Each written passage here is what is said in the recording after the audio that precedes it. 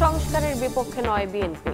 ডিসেম্বরের মধ্যে নির্বাচন হলে অন্তর্বর্তী সরকারের অধীনেই হতে পারে নিরপেক্ষ ভোট, বলছেন নেতারা। তালবাহানা করলে আন্দোলনের হুঁশিয়ারি। নির্বাচন বিলম্বের পক্ষে নয় এনসিপি। সংস্কার শেষে ঘোষিত সময়ের মধ্যেই ভোট সম্ভব, বলছেন নেতারা। প্রচারণায় চমকে দেওয়ার পরিকল্পনা, লেভেল প্লেইং ফিল্ডের প্রত্যাশা।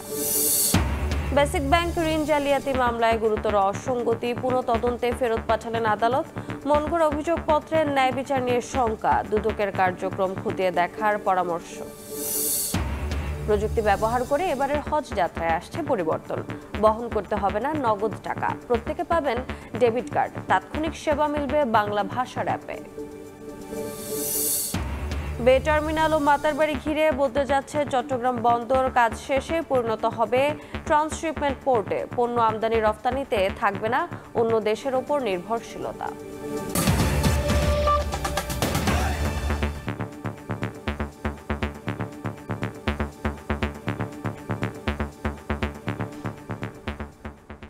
ভোরের সময়ে সঙ্গে আছি আমি রোজা চৌধুরী।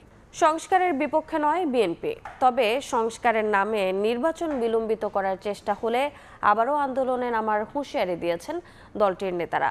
বলছেন, জাতীয় ঐকমত্য কমিশনে দেয়া রাজনৈতিক দলের প্রস্তাব প্রকাশ করে 1 মাসের মধ্যেই জুলাই সনদ স্বাক্ষর করে নির্বাচনী রোডম্যাপ দেওয়া সম্ভব।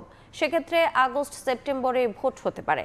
প্রধান উপদেষ্টা ডক্টর ইউনূসের প্রতি আস্থা রেখে বিএনপি নেতারা বলছেন, ডিসেম্বরের মধ্যে হলে অন্তর্বর্তী সরকারের অধীনেই নিরপেক্ষ ভোট হতে পারে। আহমেদ সালেহিনের বিশেষ রিপোর্ট। জুলাই বিপ্লবের পর ভেঙে পড়া রাষ্ট্র মেরামতের সংস্কার প্রস্তাবে রাজনৈতিক দলগুলোর সাড়া আশা জাগিয়েছে নতুন বাংলাদেশ বিনির্মাণে। এর সঙ্গে যোগ হয়েছে 1.5 যুগের ভোটাধিকার ফিরে পাওয়ার আকাঙ্ক্ষা পূরণে দ্রুত নির্বাচন আয়োজন। রাজনৈতিক দলগুলোর মধ্যে এ নিয়ে মিশ্র প্রতিক্রিয়া থাকলেও দেশের অন্যতম রাজনৈতিক দল বিএনপি সংস্কারের পাশাপাশি শিগগিরই নির্বাচন অনুষ্ঠানে নিজেদের অবস্থানে অনড়।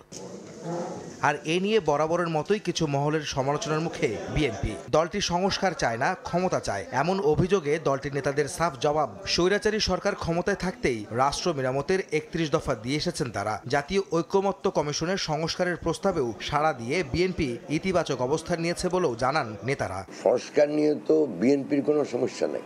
বিএনপি তো এই সংস্কারের কথা বলতেছে আজকে 7-8 বছর থেকে। একবারে কি সংস্কার হয়? সংস্কার চলতেই থাকবে। যে সরকারে আসুক সংস্কার করতে হবে, যেগুলি হাতে আছে এগুলি আবার নতুন নতুন সংস্কার। তো এটা নিয়ে তো আমাদের কোনো সমস্যা নেই, আমরা তো সংস্কার চাই। যারা কোনোদিন সংস্কারের শব্দ মুখ দিয়ে বের হয়নি, 7 বছর আগে থেকে বিএনপি সংস্কার, ভিশন 2030, তারপরে 27 দফা বিএনপির সংস্কার, তারপরে যুগপৎ সবাইকে নিয়ে 31 দফা, শেখ হাসিনা পালিয়ে যাওয়ার 2 বছর আগে, তখন সংস্কার বলে কোনো শব্দ এদের মুখে শুনি নেই। এরা অনেকের আস্থায়ও ছিল না। গণতন্ত্রকে ফিরিয়ে আনা, বাঁচিয়ে রাখা এবং গণতান্ত্রিক শাসন ব্যবস্থাকে সুদৃঢ় করার জন্য সমস্ত উদ্যোগ আমি মনে করি বিএনপির নেতৃত্বে হয়েছে।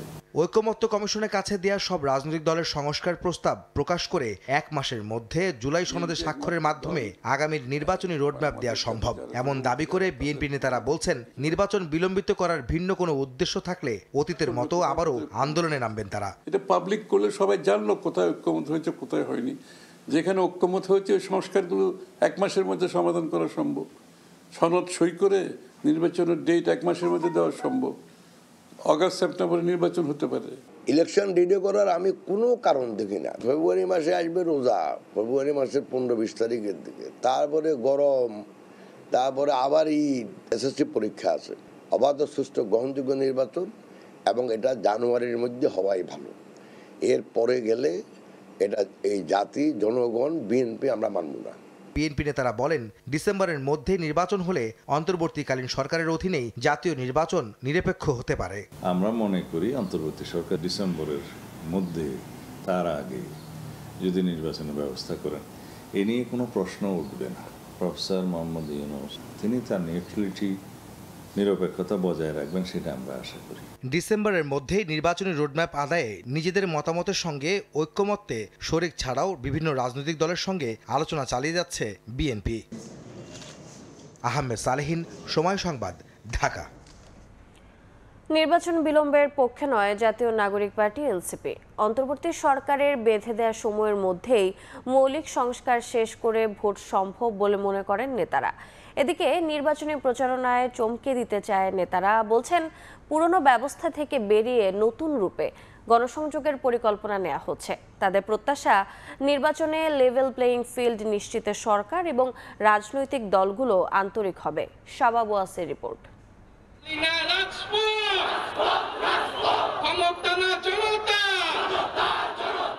গণঅভ্যুত্থানে হাসিনা সরকারের পতনের 6.5 মাস পর নতুন রাজনৈতিক বন্দোবস্তের উদ্দেশ্যে 28 ফেব্রুয়ারি আত্মপ্রকাশে আসে গণঅভ্যুত্থানে নেতৃত্বে থাকা তরুণদের দল জাতীয় নাগরিক পার্টি। নির্বাচনের আগে মৌলিক সংস্কার ও আওয়ামী লীগের বিচারের দাবিতে অনড় দলটি। মৌলিক সংস্কার বলতে ঠিক কোন সংস্কারগুলোর উপর গুরুত্ব দিচ্ছে দলটি তা জানালেন এনসিপি নেতারা।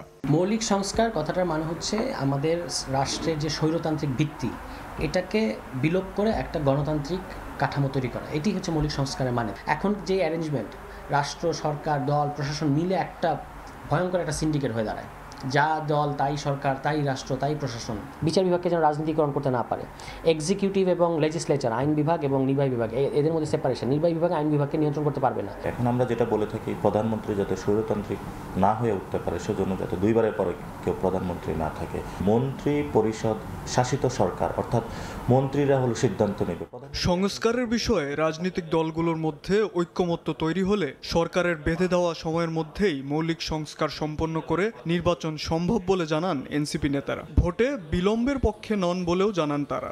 ডিসেম্বর থেকে জুনের মধ্যে নির্বাচন করা সম্ভব, এবং সেটা হলো ধরেন আপনার সংস্কার সবগুলো রিপোর্ট অলরেডি চলে এসেছে। এটা যদি দলগুলো এবং বিভিন্ন পক্ষ যারা রয়েছে তারা যদি একটা রুমে বসে এবং 1 থেকে 2 মাস সময় নেয় এবং সবাই সাইনিং পেপারের মধ্যে দিয়ে একটা ঐক্যমতে পৌঁছায়, এটা 1 থেকে 2 মাসের সময়ের বেশি প্রয়োজন না। যে সময় নির্বাচন হোক, আমরা সর্বোচ্চ ভালো রেজাল্ট করতে চাই। এবং পৃথিবীতে বিশেষত রিসেন্ট ইতিহাসে এরকম অনেকগুলো ঘটনা আছে, নতুন দল এসে এরকম একটা চমক সৃষ্টি করেছে। নির্বাচন অংশগ্রহণমূলক ও লেভেল প্লেইং ফিল্ড নিশ্চিতে নির্বাচন কমিশন ও রাজনৈতিক দলগুলোর সদিচ্ছার প্রত্যাশা করেন এনসিপির মুখ্য সমন্বয়। পুরনো রীতি থেকে বেরিয়ে নতুন রূপে গণসংযোগের মাধ্যমে এনসিপির পক্ষে জনমত তৈরির পরিকল্পনার কথাও জানান তিনি। ইলেকশন কমিশনের সাথে কথা বলেছিলাম, নির্বাচনের আচরণবিধিতে পরিবর্তন নিয়ে আসতে হবে এবং ক্যাম্পেইন যে বাজেট রয়েছে সেটাতেও পরিবর্তন নিয়ে আসতে হবে, ফাইন্যান্সিয়াল এবং আরপিওর অনেকগুলো নিয়ম রয়েছে যেগুলো আসলে জনবিরোধী, সেগুলোতে পরিবর্তন নিয়ে আসতে হবে। আর এগুলোতে পরিবর্তন আনার জন্য রাজনৈতিক দলগুলো তাদের মধ্যে কৃষ্টি কালচারগুলো পরিবর্তন করতে হবে। এখন যেই ছাত্রটা মাত্র ইউনিভার্সিটি থেকে বের হয়েছে অথবা সমাজে তার ওই ধরনের মানে তার সোশ্যাল ভ্যালু আছে, not the monetary value, so ফলত তার ওইখানে তার সাথে পাল্লা দিতে হচ্ছে। তো পিপল ওটাতে অভ্যস্ত, কিন্তু আমরা ভিন্ন আয়াতে যাচ্ছি এবং ভিন্নভাবে মানুষের সাথে কথা বলছি। অলরেডি আমরা ঢাকায় কাজ শুরু করে দিয়েছি, লিফলেট বানানোর কাজ শুরু করে দিয়েছি, যে কেন আসলে সংস্কার প্রস্তাবনা চাচ্ছি, আপনার ভবিষ্যৎ কেন এখানে নিহিত। প্রস্তাবিত মৌলিক সংস্কারগুলি না করে নির্বাচনে গেলে গণ অভ্যুত্থানের আকাঙ্ক্ষা ব্যর্থ হবে বলেও মনে করেন এনসিপির এই শীর্ষ নেতা। শাবাব ওয়াসি, সময় সংবাদ, ঢাকা। বাংলাদেশে সংস্কার ও উন্নয়নে সব ধরনের সহায়তা এবং রোহিঙ্গা সংকট সমাধানে পাশে থাকার আশ্বাস দিয়েছেন কাতারের প্রধানমন্ত্রী। আর্থনা সম্মেলনের সাইডলাইনে প্রধান উপদেষ্টার সঙ্গে দ্বিপাক্ষিক বৈঠকে এ প্রতিশ্রুতি দেন তিনি। এর আগে কাতার বিশ্ববিদ্যালয়ের এক অনুষ্ঠানে যোগ দেন ডক্টর ইউনুস। আগামীর বিশ্ব গড়তে তরুণদের এগিয়ে আসার আহ্বান জানান প্রধান উপদেষ্টা। সফরের 4র্থ দিনে প্রবাসী বাংলাদেশিদের আয়োজিত অনুষ্ঠানেও যোগ দেন ডক্টর ইউনুস। আর্থনা সম্মেলনে যোগ দিয়ে বৃহস্পতিবারও কাতারে ব্যস্ত সময় কাটালেন প্রধান উপদেষ্টা ডক্টর মোহাম্মদ ইউনুস। এদিন দোহায় প্রবাসী বাংলাদেশিদের সঙ্গে এক বৈঠকে মিলিত হন প্রধান উপদেষ্টা। তাদের জীবনের শ্রেষ্ঠ সময় এতে অংশ নেন প্রবাসী ব্যবসায়ী ও বিভিন্ন পেশার বাংলাদেশিরা। সরকার প্রধানকে কাছে পেয়ে উচ্ছ্বাস প্রকাশ করেন তারা। কালকে আপনি বলছিলেন আমাদের প্রধান উপদেষ্টা জানান, ঘরে বসেই সব সেবা পাবেন দেশের সকল নাগরিক। তিনি বলেন, প্রবাসীদের পাঠানো রেমিটেন্সেই শক্তিশালী হচ্ছে বাংলাদেশের অর্থনীতি। পাসপোর্টের জন্য কিংবা দলিল দস্তাবেজ, তারপরে ট্যাক্স দেওয়া, লাইসেন্স পাওয়া, যেগুলো সরকার দেয় রিনিউ করা, পাসপোর্ট রিনিউ করা, অন্যান্য জিনিস রিনিউ করা, এই সব সেবা কেন্দ্রের মাধ্যমে হবে। এখানে যাবেন, আপনি বলবেন, যারা করে দেবে আপনার সরকারের চেহারা দেখার দরকার, সরকার হলে পলিসি করবে, ইত্যাদি করবে। এর আগে প্রধান উপদেষ্টা সাক্ষাৎ করেন কাতারের প্রধানমন্ত্রী শেখ মোহাম্মদ বিন আব্দুর রহমান বিন জসিম আল থানির সঙ্গে। সেখানে বাংলাদেশের সংস্কার ও পুনর্গঠনে সব ধরনের সহায়তার আশ্বাস দেন কাতারের প্রধানমন্ত্রী। এ সময় রোহিঙ্গা প্রত্যাবাসনে বাংলাদেশের পাশে থাকার আশ্বাস দেয় কাতার। কাতারের কাছ থেকে অনেক ধরনের আমরা ফিনান্সিয়াল ইনভেস্টমেন্টগত পুরো সাপোর্ট স্যার চেয়েছেন, উনি বলেছেন, অ্যাসিওর করেছেন তার সাপোর্টের বিষয়ে। রোহিঙ্গারা তাদের দেশে ডিগনিটির সাথে ফিরে যেতে পারে, সেই একটা সলিউশন সবাই খুব দ্রুত এটা খোঁজার তাগিদ দুজনের মধ্যে ডিসকাশনে ছিল। বৃহস্পতিবার কাতার বিশ্ববিদ্যালয়ে এক আলোচনা সভায় অংশ নেন প্রধান উপদেষ্টা ডক্টর মোহাম্মদ ইউনুস। ওই অনুষ্ঠানে প্রধান উপদেষ্টা বলেন, আগামীর বিশ্ব গড়তে তরুণদের এগিয়ে আসতে হবে, চাকরি নয়, হতে হবে উদ্যোক্তা। বক্তব্য জুড়ে উঠে আসে বহুল পরিচিত 3-0 তত্ত্ব। পরে সাংবাদিকদের প্রেস সচিব জানান, সফর জুড়ে ডক্টর ইউনুস কাতারের ব্যবসায়ীদের বাংলাদেশে বিনিয়োগের আহ্বান জানিয়েছেন। বাংলাদেশে আঞ্চলিক পণ্য উৎপাদনের হাব নির্মাণের যৌক্তিকতা তুলে ধরে বিনিয়োগকারীদের দৃষ্টি আকর্ষণ করেছেন জানিয়ে সফরকে সফল বলে আখ্যা দেন শফিকুল আলম। এই 4 দিনের যে সফর, এটা খুবই একটা সফল সফর, খুবই ফ্রুটফুল সফর, এবং আমি আশা করছি যে এটার ফলে বাংলাদেশের সুনামটা আরও ছড়িয়ে পড়বে এবং বাংলাদেশে অনেকে ইনভেস্ট করতে আসবে। কাতারের কাছে রেখে যাওয়া আওয়ামী লীগ সরকারের $254 মিলিয়ন ঋণ প্রধান উপদেষ্টার সফরকালেই পরিশোধ করা হয়েছে বলেও জানান প্রেস সচিব। আরও ট্রান্সফরমেশনের জন্য নাজমুস সালিহি, সময় সংবাদ। আলোচিত বেসিক ব্যাংকের ঋণ জালিয়াতির একই ঘটনায় কেউ হয়েছেন আসামি, আবার কাউকে করা হয়েছে সাক্ষী। এমনকি যেসব কর্মকর্তা ঋণ দিতে চাননি তারাও আছেন আসামির তালিকায়। এমন সব পর্যালোচনা তুলে ধরে 2015 সালে রাজধানীর পল্টন থানায় করা একটি মামলা আবারও তদন্তের জন্য দুদকে ফেরত পাঠিয়েছেন ঢাকার বিশেষ জজ আদালত। আইনজীবীরা বলছেন, মন গড়া চার্জশিটের কারণে কঠিন হয়ে পড়বে ন্যায় বিচার নিশ্চিত করা। আর দুদক সংস্কার কমিশন প্রধান বলছেন, উদ্দেশ্যমূলকভাবে মামলা দুর্বল করার দায়ে দুদকের কার্যক্রমেরই তদন্ত করা উচিত। তদন্তকারী কর্মকর্তা সিএস এর মধ্যে শুধু চেয়ারম্যানের নামটা দিয়ে দিয়েছে। এই ধরনের যে অফেন্সেসগুলি থাকে সেগুলো তো হচ্ছে আপনার ডকুমেন্টেড অফেন্স। এটা উদ্দেশ্যমূলকভাবে এটা করা হয়েছে। বেসিক ব্যাংক দেশের ব্যাংক খাতের এক সমালোচিত নাম। এই ব্যাংকের কয়েক হাজার কোটি টাকা ঋণ জালিয়াতির ঘটনায় ঢাকা ও চট্টগ্রামে মামলা হয়েছে 50টির বেশি। তারই একটি হয় 2015 সালে পল্টন থানায়, যেখানে আসামি করা হয় 18 জনকে।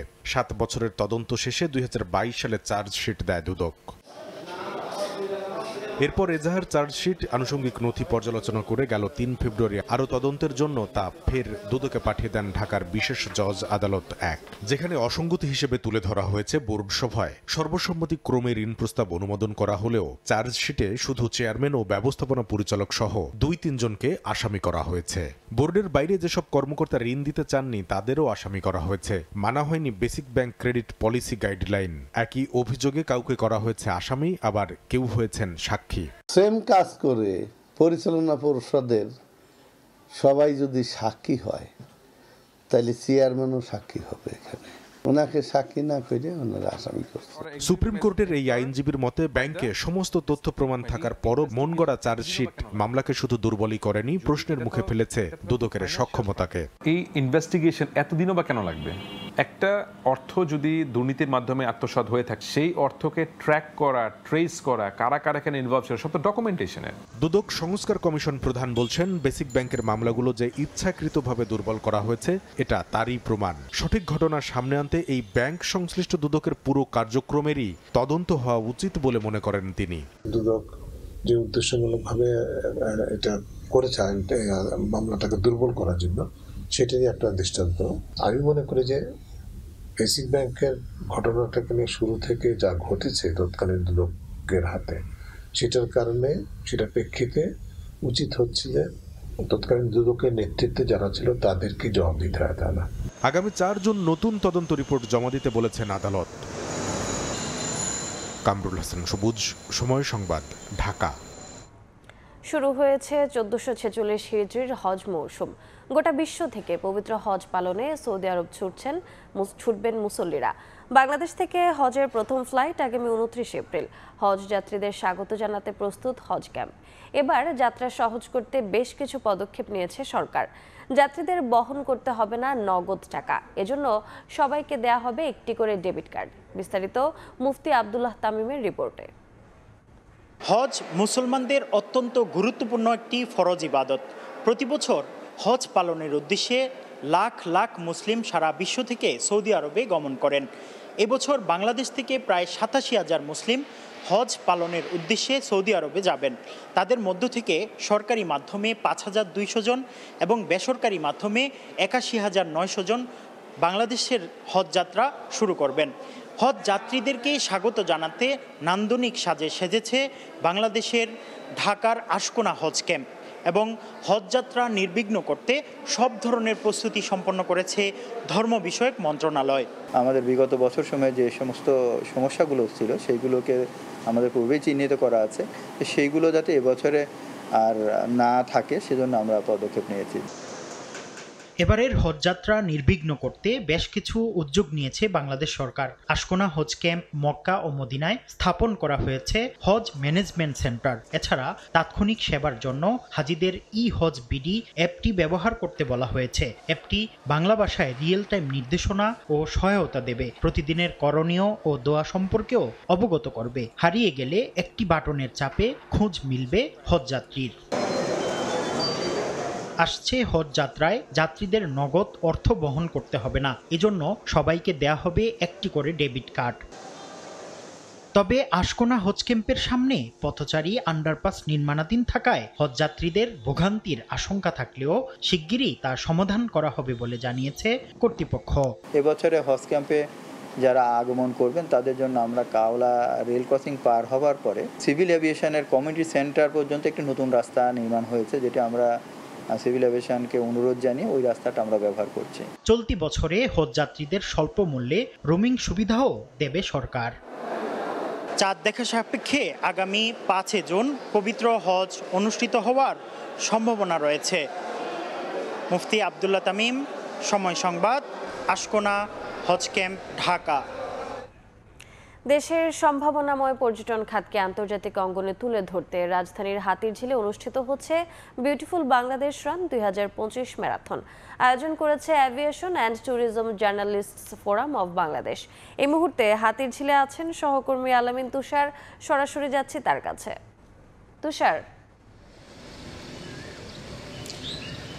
এই সকাল 6টার সময় কিন্তু একদম সময় মতো যে ম্যারাথন শুরু হবার কথা ছিল আজ, সেই ম্যারাথন কিন্তু শুরু হয়ে গেছে। পর্যটন খাত এবং বাংলাদেশের এভিয়েশন খাতের বিভিন্ন জায়গাগুলো তুলে ধরা এবং বিভিন্নভাবে সেই জায়গাগুলোকে প্রকাশ করার জন্যই কিন্তু এই যে ম্যারাথন, সেই ম্যারাথনের আয়োজন করা হয়েছে। এবং আমরা দেখেছি যে দুই ধরনের যারা আসলে রয়েছেন তারা আসলে এখানে অংশগ্রহণ করেছেন।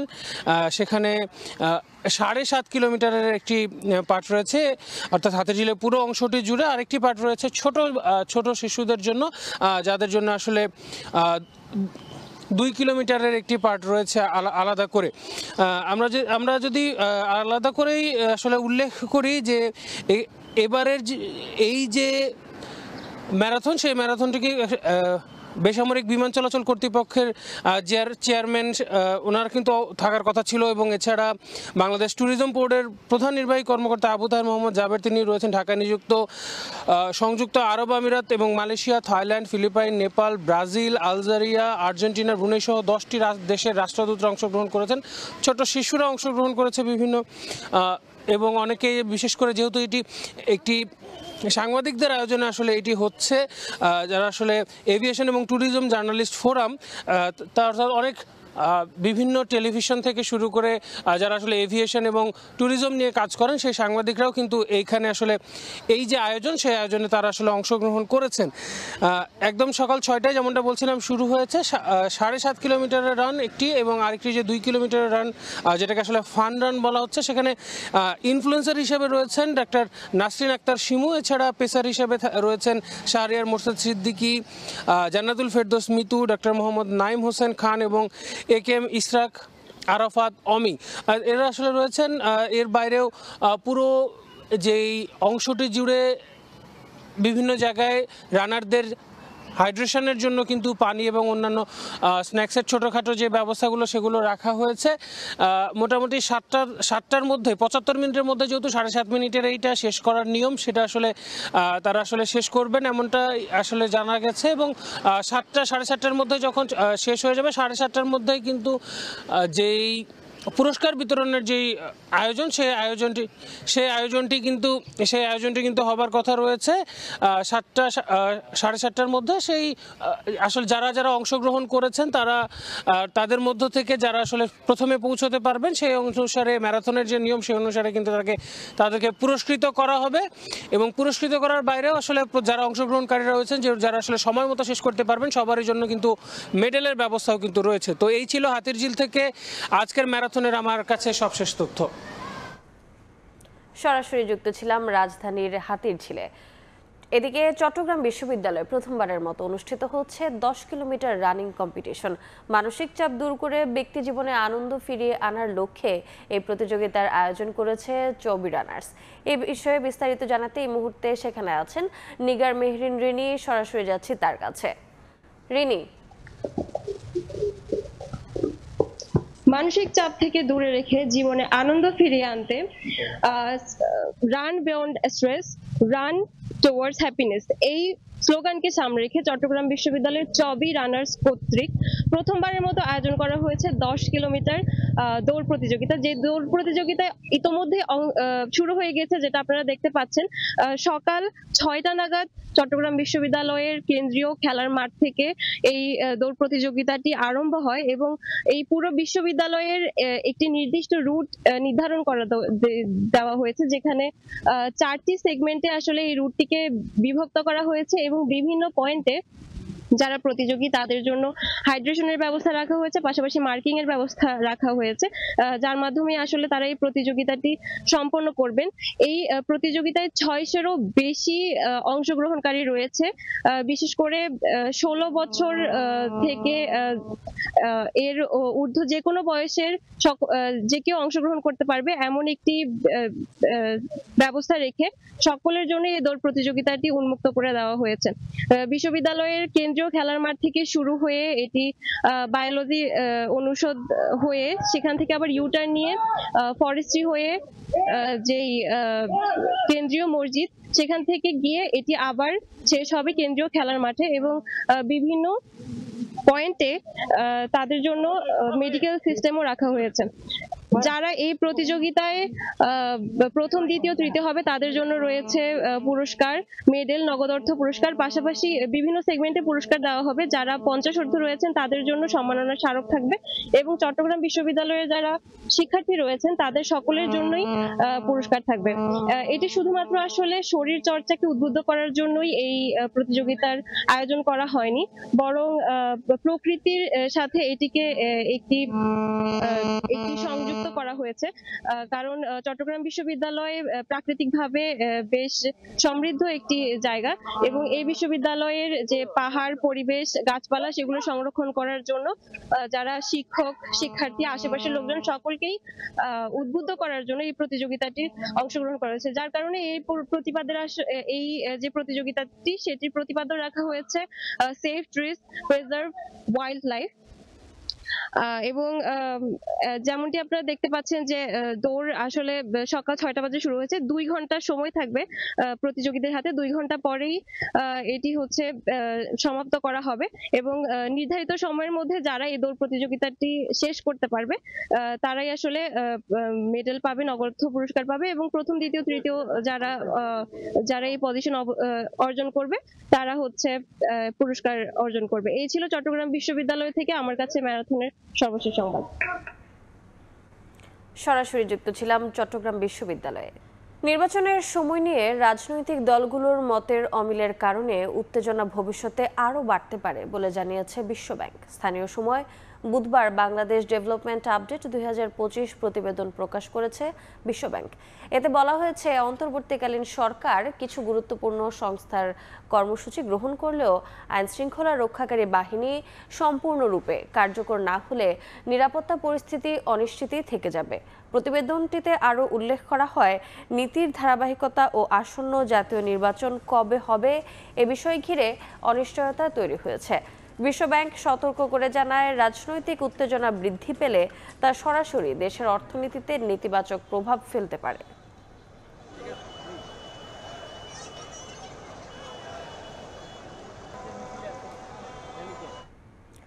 প্রতিষ্ঠার 137 বছর পর বে টার্মিনালের পাশাপাশি মাতারবাড়িকে সামনে রেখে দক্ষিণ এশিয়ার বিজনেস হাব হতে যাচ্ছে চট্টগ্রাম বন্দর। একই সঙ্গে সিঙ্গাপুর, কলম্বোর মতো উন্নত বন্দরকে পাশ কাটিয়ে 32,000 কোটি টাকার বে টার্মিনাল এবং মাতারবাড়ি হয়ে উঠতে যাচ্ছে ভূ রাজনৈতিকভাবে গুরুত্বপূর্ণ এই অঞ্চলের একমাত্র ট্রান্সশিপমেন্ট পোর্ট। সুযোগ সৃষ্টি হচ্ছে প্রতিবেশী দেশগুলোর এই বন্দর ব্যবহারের। সাখাওয়াত টিপুর ক্যামেরায় বিস্তারিত জানাচ্ছেন কমল দেব।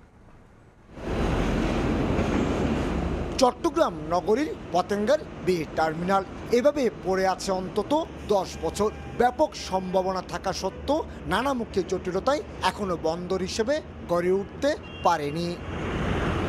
ভূরাজনৈতিক বিরোধ এড়ানোর নামে মহেশখালীর মাতারবাড়িতে গভীর সমুদ্র বন্দর নির্মাণ কাজ পেছানো হয়েছে বেশ কয়েকবার। অথচ 3 বছর আগে এখানে 9,000 কোটি টাকা খরচ করে 14.5 কিলোমিটার দীর্ঘ নতুন চ্যানেল তৈরি করা হয়েছে। স্বাধীনতার পর মাত্র 6টি কন্টেনার হ্যান্ডেলিং করা চট্টগ্রাম বন্দর এখন বছরেই 32 লাখ কন্টেনার এবং 12 কোটি মেট্রিক টন পণ্য হ্যান্ডেলিং করছে। কিন্তু ইউরোপ আমেরিকায় পণ্য পাঠাতে ট্রান্সশিপমেন্ট বন্দর হিসেবে ব্যবহার করতে হচ্ছে সিঙ্গাপুর কিংবা শ্রীলঙ্কার কলম্বো বন্দরকে। যখন আমাদের মাতারবাড়ি পোর্ট হয়ে যাবে তখন সেখানে 7-8 হাজার টিউজ নিয়ে কন্টেনার জাহাজ আসতে পারবে এবং বে টার্মিনালেও আমরা 4-5 হাজার কন্টেনার নিয়ে আসতে পারবে। সুতরাং তখন আমাদের ট্রান্সশিপমেন্ট পোর্টের উপর এতটা ডিপেন্ড করতে হবে না। এদিকে চট্টগ্রাম বন্দরকে আন্তর্জাতিক বন্দর হিসেবে গড়ে তোলার 137 বছরের স্থবিরতা কাটছে মাত্র 2 দিনে। বিশেষ করে 18,000 কোটি টাকার মাতারবাড়ি গভীর সমুদ্র বন্দর নির্মাণের জন্য চুক্তি হয়েছে জাপানের সঙ্গে। একই সঙ্গে 14,000 কোটি টাকার বে টার্মিনালের জন্য খোদ মার্কিন যুক্তরাষ্ট্রের ওয়াশিংটনে চুক্তি করেছে বিশ্ব ব্যাংক। আমাদের এখন যে বন্দর আছে সেই বন্দরে অ্যাকচুয়ালি আর বেশি আধুনিক করার কোনো সুযোগ নেই। সেইটাকে আমাদেরকে লক্ষ্য রাখতে হবে যে আধুনিক বন্দর করে তুলতে হলে নতুন বন্দরের দরকার, সেটি হবে আমাদের জন্য বে টার্মিনাল। চট্টগ্রাম বন্দর 2007 সালে অত্যাধুনিক গ্যান্ট্রিক্যান যুগে প্রবেশ করে। বর্তমানে সিসিটি এবং এনসিডিতে 18টি গ্যান্ট্রিক্যান দিয়ে কন্টেনার হ্যান্ডেলিং হলো জেসিবি চলছে সেই পুরনো সময়ের মতো। এই অবস্থায় প্রতিবেশী দেশগুলোর সঙ্গে প্রতিযোগিতায় টিকে থাকতে অত্যাধুনিক যন্ত্রপাতি সংযোজনের কথা বলছেন এই ব্যবসায়ী নেতা। বন্দরের যদি সচল রাখা স্মুথলি অপারেশন করতে হয় সেক্ষেত্রে বন্দরকে ইকুইপমেন্ট ডেভেলপ করতে হবে এবং জেটিগুলোকে আমার মনে হয় একটু রিকনস্ট্রাকশন করা দরকার। লয়েড লিস্টে বিশ্বের 100 ব্যস্ততম বন্দরের মধ্যে 64তম স্থানে রয়েছে চট্টগ্রাম বন্দর। চট্টগ্রাম বন্দরের ইতিহাস 137 বছর হলো। কন্টেনার হ্যান্ডেলিং হচ্ছে 50 বছরেরও কম সময়। আর এই সময়ের মধ্যে চট্টগ্রাম বন্দর হয়ে উঠেছে বাংলাদেশের অর্থনীতির প্রাণপ্রবাহ। তবে মাতারবাড়ি, বে টার্মিনাল এবং লালদিয়াকে ব্যবহার করে এই বন্দর আগামীতে হয়ে উঠতে চায় দক্ষিণ এশিয়ার বিজনেস হাব। চট্টগ্রাম বন্দর থেকে কমল দে, সময় সংবাদ। মানিকগঞ্জে 43টি সরকারি প্রাথমিক বিদ্যালয়ের ভবনকে ঝুঁকিপূর্ণ ঘোষণা করা হয়েছে। তবে বিকল্প না থাকায় বাধ্য হয়ে এসব ভবন নিয়ে চলছে পাঠদান কার্যক্রম। শিক্ষক, শিক্ষার্থী ও অভিভাবকরা থাকেন সবসময় আতঙ্কে। বিষয়টি অধিদপ্তরে জানানো হয়েছে বলে জানায় কর্তৃপক্ষ। আর আগামী ডিসেম্বরের মধ্যে এই বিষয়ে ব্যবস্থা নেওয়ার আশ্বাস এলজিইডির। মোহাম্মদ ইউসুফ আলীর পাঠানো তথ্য ও রমজান আলীর ছবি নিয়ে রিপোর্ট। মানিকগঞ্জের ঘিউর উপজেলার বাঠুইমড়ি সরকারি প্রাথমিক বিদ্যালয় প্রতিষ্ঠানটির একমাত্র ভবন জরাজীর্ণ, পলেস্তারা খসিয়ে বেরিয়ে গেছে রড। ওবাজানি সরকারি প্রাথমিক বিদ্যালয়েরও একই অবস্থা, আধাপাকা টিনশেড ভবনটি ঝুঁকিপূর্ণ। শুধু এ দুটি বিদ্যালয় নয়, মানিকগঞ্জে ৪৩টি প্রাথমিক বিদ্যালয়ের ভবনকে ঝুঁকিপূর্ণ ঘোষণা করেছে কর্তৃপক্ষ। এর মধ্যে অতি ঝুঁকিপূর্ণ ২৪টি। বাধ্য হয়ে এসব ভবনেই চলছে পাঠদান কার্যক্রম। শিক্ষক, শিক্ষার্থী ও অভিভাবকরা থাকেন সব সময় আতঙ্কে। এমনকি এ কারণে অনেক বিদ্যালয়ে কমেছে ঝরে পড়ার সংখ্যা। উপর থেকে বালি পড়ে আমরা আমাদের ভয় লাগে অনেক। এখানে ক্লাস নেওয়ার মতো একটা রুমও ভালো মতো নেই, প্রত্যেকটা রুমই ঝুঁকিপূর্ণ। যে কোনো সময় যদি একটা দুর্ঘটনা ঘটে, একটা বাচ্চার যদি অ্যাক্সিডেন্ট হয়ে যায়, আসলে এর মধ্যেও দিন দিন আমাদের শিক্ষার্থী কমে যাচ্ছে। প্রাথমিক শিক্ষা বিভাগ বলছে ঝুঁকিপূর্ণ বিদ্যালয়ের তালিকা তৈরি করে অধিদপ্তরে পাঠানো হয়েছে। আগামী ডিসেম্বরের মধ্যেই এ বিষয়ে ব্যবস্থা নেয়ার আশ্বাস এলজিইডির। সংশ্লিষ্ট কর্তৃপক্ষ বরাবর পত্র প্রেরণ করা হয়েছে। আশা করছি যে শিগগিরই এই বিষয়গুলোর সমাধানের দিকে যাবে। এলজিইডি এবং প্রাথমিক শিক্ষা মন্ত্রণালয়ের আওতায় PADP 5 একটি প্রকল্প ওয়ার্ল্ড ব্যাংকের অর্থায়নে ডিসেম্বর মাস থেকে শুরু হবে।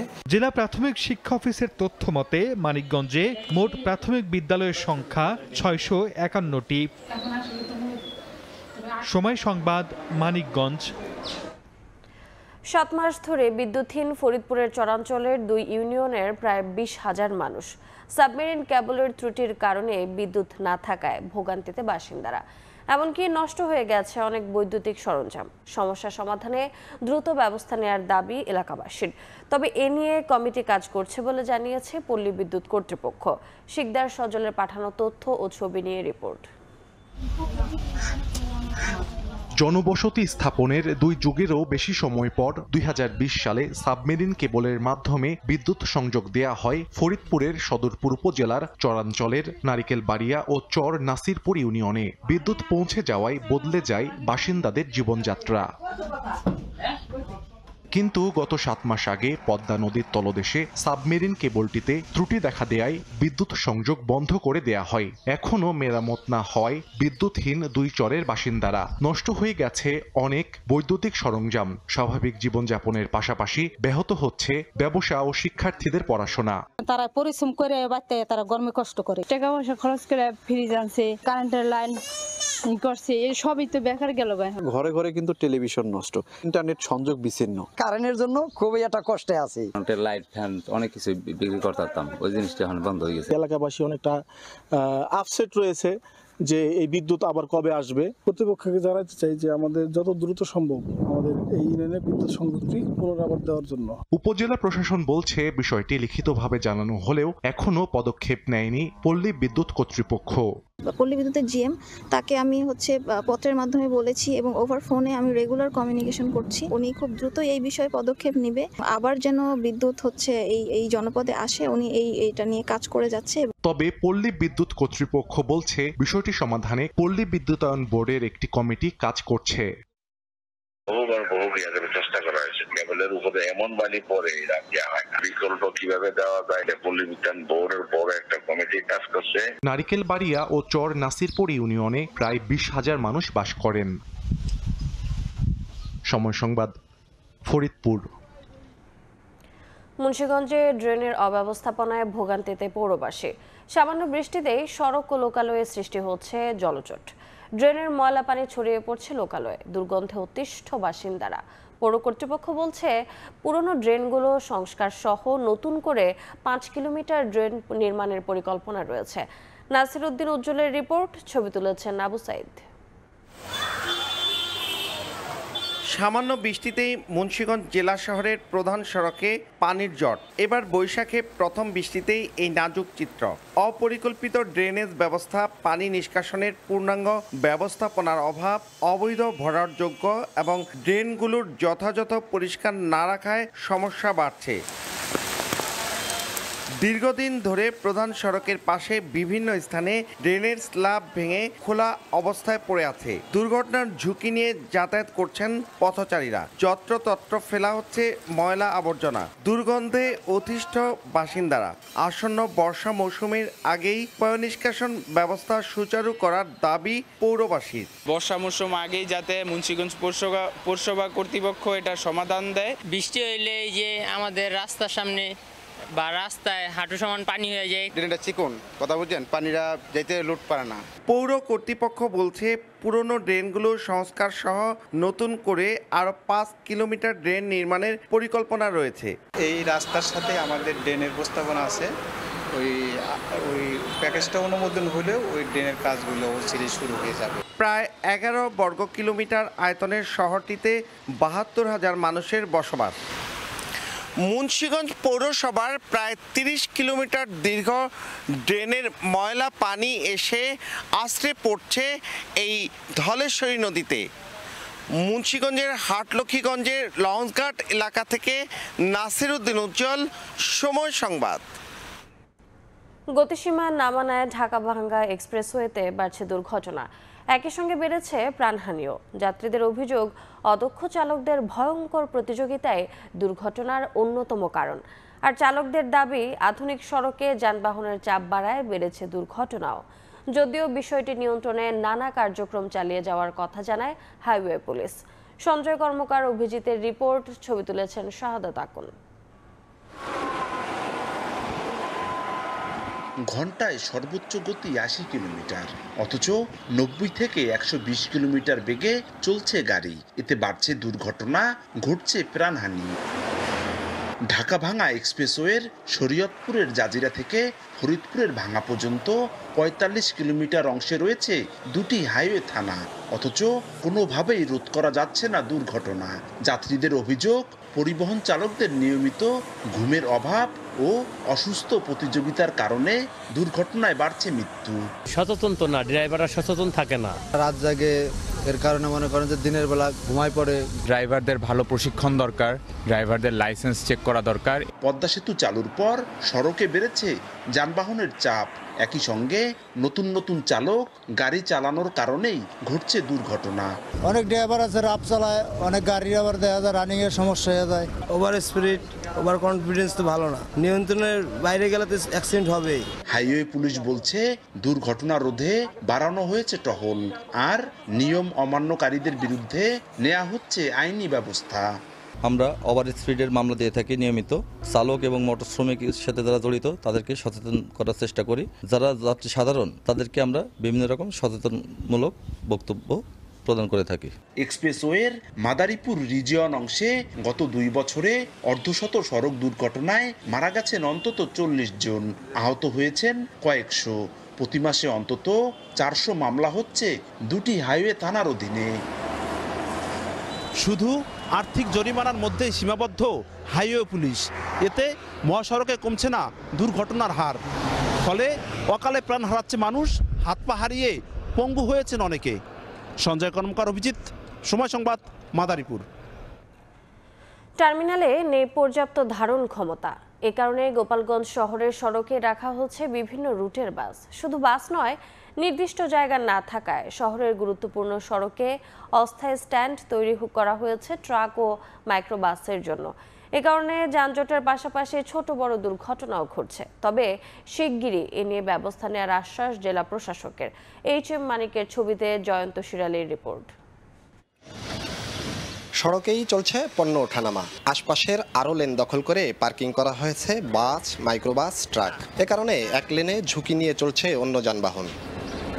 গোপালগঞ্জ শহরের বেদগ্রামে একটি বাস টার্মিনাল রয়েছে। পর্যাপ্ত জায়গা না থাকায় অনেক বাস রাখা হয় পাশের সড়কে। এমনকি শহরের কুয়াডাঙ্গায় বাস স্ট্যান্ড, ক্রিকেট স্টেডিয়াম সড়কে ট্রাক স্ট্যান্ড এবং সিটি কলেজ সড়ক ও সড়ক ভবনের সামনের বাইপাস ব্যবহার করা হচ্ছে মাইক্রো স্ট্যান্ড হিসাবে। 2 লেন সড়কের 1 লেন দখল করে পার্কিং করায় বাকি লেনে চলাচলে তৈরি হয়েছে ঝুঁকি। প্রায় সৃষ্টি হয় যানজটের। গোপালগঞ্জে একটা মাইক্রো স্ট্যান্ড নাই, অত্র সমস্ত জেলায় মাইক্রো স্ট্যান্ড আছে। গাড়ির মালিক, স্টাফ রাস্তায় গাড়ি রেখে বসে থাকে, বাড়ি যেতে পারে না। টার্মিনাল সম্প্রসারণ বারবার বলা হয়েছে, কিন্তু আসলে কোনো সম্প্রসারণ হয়নি। শিগগিরই এ নিয়ে ব্যবস্থা নেওয়ার আশ্বাস জেলা প্রশাসকের। প্রকল্পের যে অর্থ সেটা প্রয়োজন এবং বাস্তবায়নের ক্ষেত্রে লোকাল যারা আছেন তাদের সকলের সহযোগিতা দরকার। পরিবহন মালিক সমিতির তথ্যমতে গোপালগঞ্জ জেলা থেকে বিভিন্ন রুটে যাত্রী পরিবহনের জন্য ৩ শতাধিক বাস ও ৩ শতাধিক মাইক্রোবাস এবং পণ্য পরিবহনের জন্য ৩ শতাধিক ট্রাক রয়েছে। জয়ন্ত শিরালী, সময় সংবাদ, গোপালগঞ্জ। বাড়ি বাড়ি গিয়ে চাল সংগ্রহ করার পর বিক্রি করে জমানো হয় টাকা। গত ৫ বছর ধরে এই প্রক্রিয়ায় জমানো টাকা দিয়ে গত ২ মাস ধরে চলছে টাঙ্গাইলের ২টি গ্রামের সড়ক নির্মাণের কাজ। কোনো বিভাগের সহায়তা না পেয়ে নিজেদের অর্থায়ন ও স্বেচ্ছাশ্রমে সড়কটি নির্মাণ করছেন বলে জানান এলাকাবাসী। অবশ্য খোঁজ নিয়ে ব্যবস্থা নেওয়ার আশ্বাস উপজেলা প্রশাসনের। কাদির তালুকদারের পাঠানো তথ্য ও রাশেদ খানের ছবি নিয়ে রিপোর্ট। বাড়ি বাড়ি গিয়ে সংগ্রহ করা হচ্ছে চাল। সংগ্রহ শেষ হলে তা বিক্রি করে নগদ টাকা সংরক্ষণ করা হয়। টাঙ্গাইলের মির্জাপুর উপজেলার গবরা ও ডুবাইল গ্রাম এ জনপদের মধ্য দিয়ে ২ কিলোমিটার কাঁচা মেঠো পথ। সরকারি কোনো সহায়তা না পেয়ে বাধ্য হয়ে নিজেদের অর্থায়ন ও স্বেচ্ছাশ্রমে সড়কটি নির্মাণ করছেন এলাকাবাসী। তারা জানান, সপ্তাহে একদিন গ্রাম দুটির সব বাড়ি থেকে চাল সংগ্রহ করার পর বিক্রি করে টাকা আয় হয়। গত ৫ বছর ধরে এই প্রক্রিয়ায় জমানো টাকা খরচ করে গত ২ মাস ধরে চলছে সড়ক নির্মাণের কাজ। তবে বাকি কাজ শেষ করার জন্য সরকারি সাহায্যের দাবি তাদের। রাস্তা মেরামতের জন্য দান করতেছে এবং আমরা শ্রম দিয়ে মুরব্বী, ইয়াং বয়স, যুবক, বৃদ্ধ যা আছে সবাই মিলে একত্র হয়ে আমরা রাস্তার মেরামতের জন্য কাজ করতেছি। বাকি যেগুলা কাজ রয়েছে এগুলো আমরা দৃষ্টি আকর্ষণ করতেছি সরকার প্রশাসনের কাছে, যে আমাদের বাকি কাজগুলা জানি তারা কইরা দেয়। আমাদের আসতে গেলে গাড়ি কোনো ক্ষতি হয় কিংবা গাড়ি উল্টে যায়, এগুলো আর কি সমস্যা আমাদের। এই উদ্যোগটা নিয়েছে কয়েকদিন বর্ষা এলে আবার ফির হয়তো চলে দেবো মাটিটা আবার যে অবস্থা হয়েছে, যেটি সরকার আবার একটু উদ্যোগ নিত বা এই রাস্তাটা যদি একটু পাকা হইতো তাহলে এলাকার উন্নয়ন, সবার উন্নয়ন।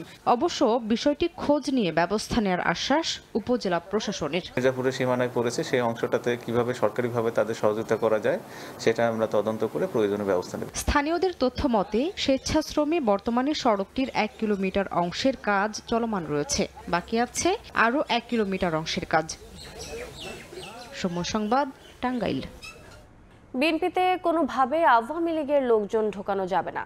দলের কেউ যদি এই চেষ্টা করে তাহলে সাংগঠনিক ব্যবস্থা নেওয়া হবে। সিরাজগঞ্জে এ ঘোষণা দেন বিএনপির স্থায়ী কমিটির সদস্য ইকবাল হাসান মাহমুদ টুকু। তিনি আরও বলেন, ১৬ বছর দেশকে লুট করে খালি করে দিয়েছে আওয়ামী লীগ, তাদের সঙ্গে কোনো আপোষ নয়। দেশটারে লুট করে দেশে ফোকলা করে দিয়ে চলে গেছে। আওয়ামী লীগের জন্য সম্ভব। আওয়ামী লীগের ভদ্রলোকের দল না। এই ফর্মে যেন কোনো নব্য আওয়ামী লীগ ঢোকে না। আমাদের সিদ্ধান্ত আছে, যারা বিএনপিতে ছিল ক্ষমতার লোভে 5 মিনিটের জন্য যদি আওয়ামী লীগ হয়ে থাকে, তার জন্য বিএনপি হারাম হয়ে গেছে। বিএনপির জস্তা আওয়ামী লীগের রঙালা কোনো লোক ঢুকতে পারবে না। যারা প্রশ্রয় দিবে তাদের বিরুদ্ধে আমি দলীয় ব্যবস্থা গ্রহণ করব। নির্বাচন বন্ধ করতে আন্তর্জাতিক ষড়যন্ত্র শুরু হয়েছে দাবি করে বিএনপির কেন্দ্রীয় কমিটির সদস্য রুহুল কুদ্দুস তালুকদার দুলু বলেছেন, নির্বাচিত সরকার ছাড়া অস্থিরতা থামানো প্রায় অসম্ভব।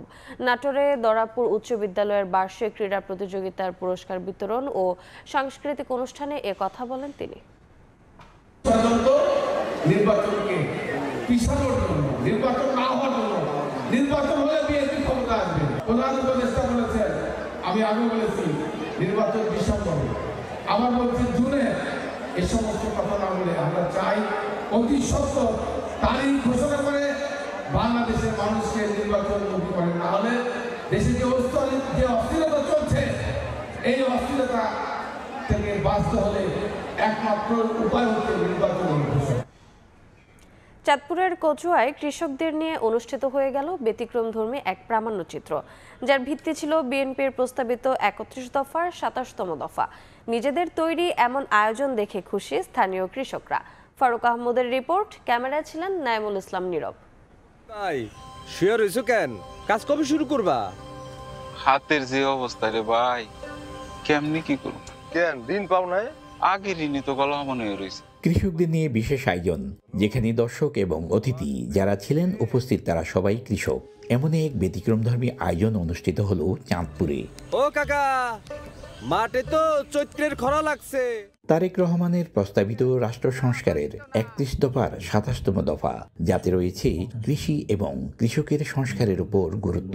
কিভাবে উৎপাদন বাড়ানো যায়, কৃষকের উৎপাদিত পণ্যের ন্যায্য মূল্য নিশ্চিত করা যায়, এই সবই ছিল আয়োজনের মূল উদ্দেশ্য।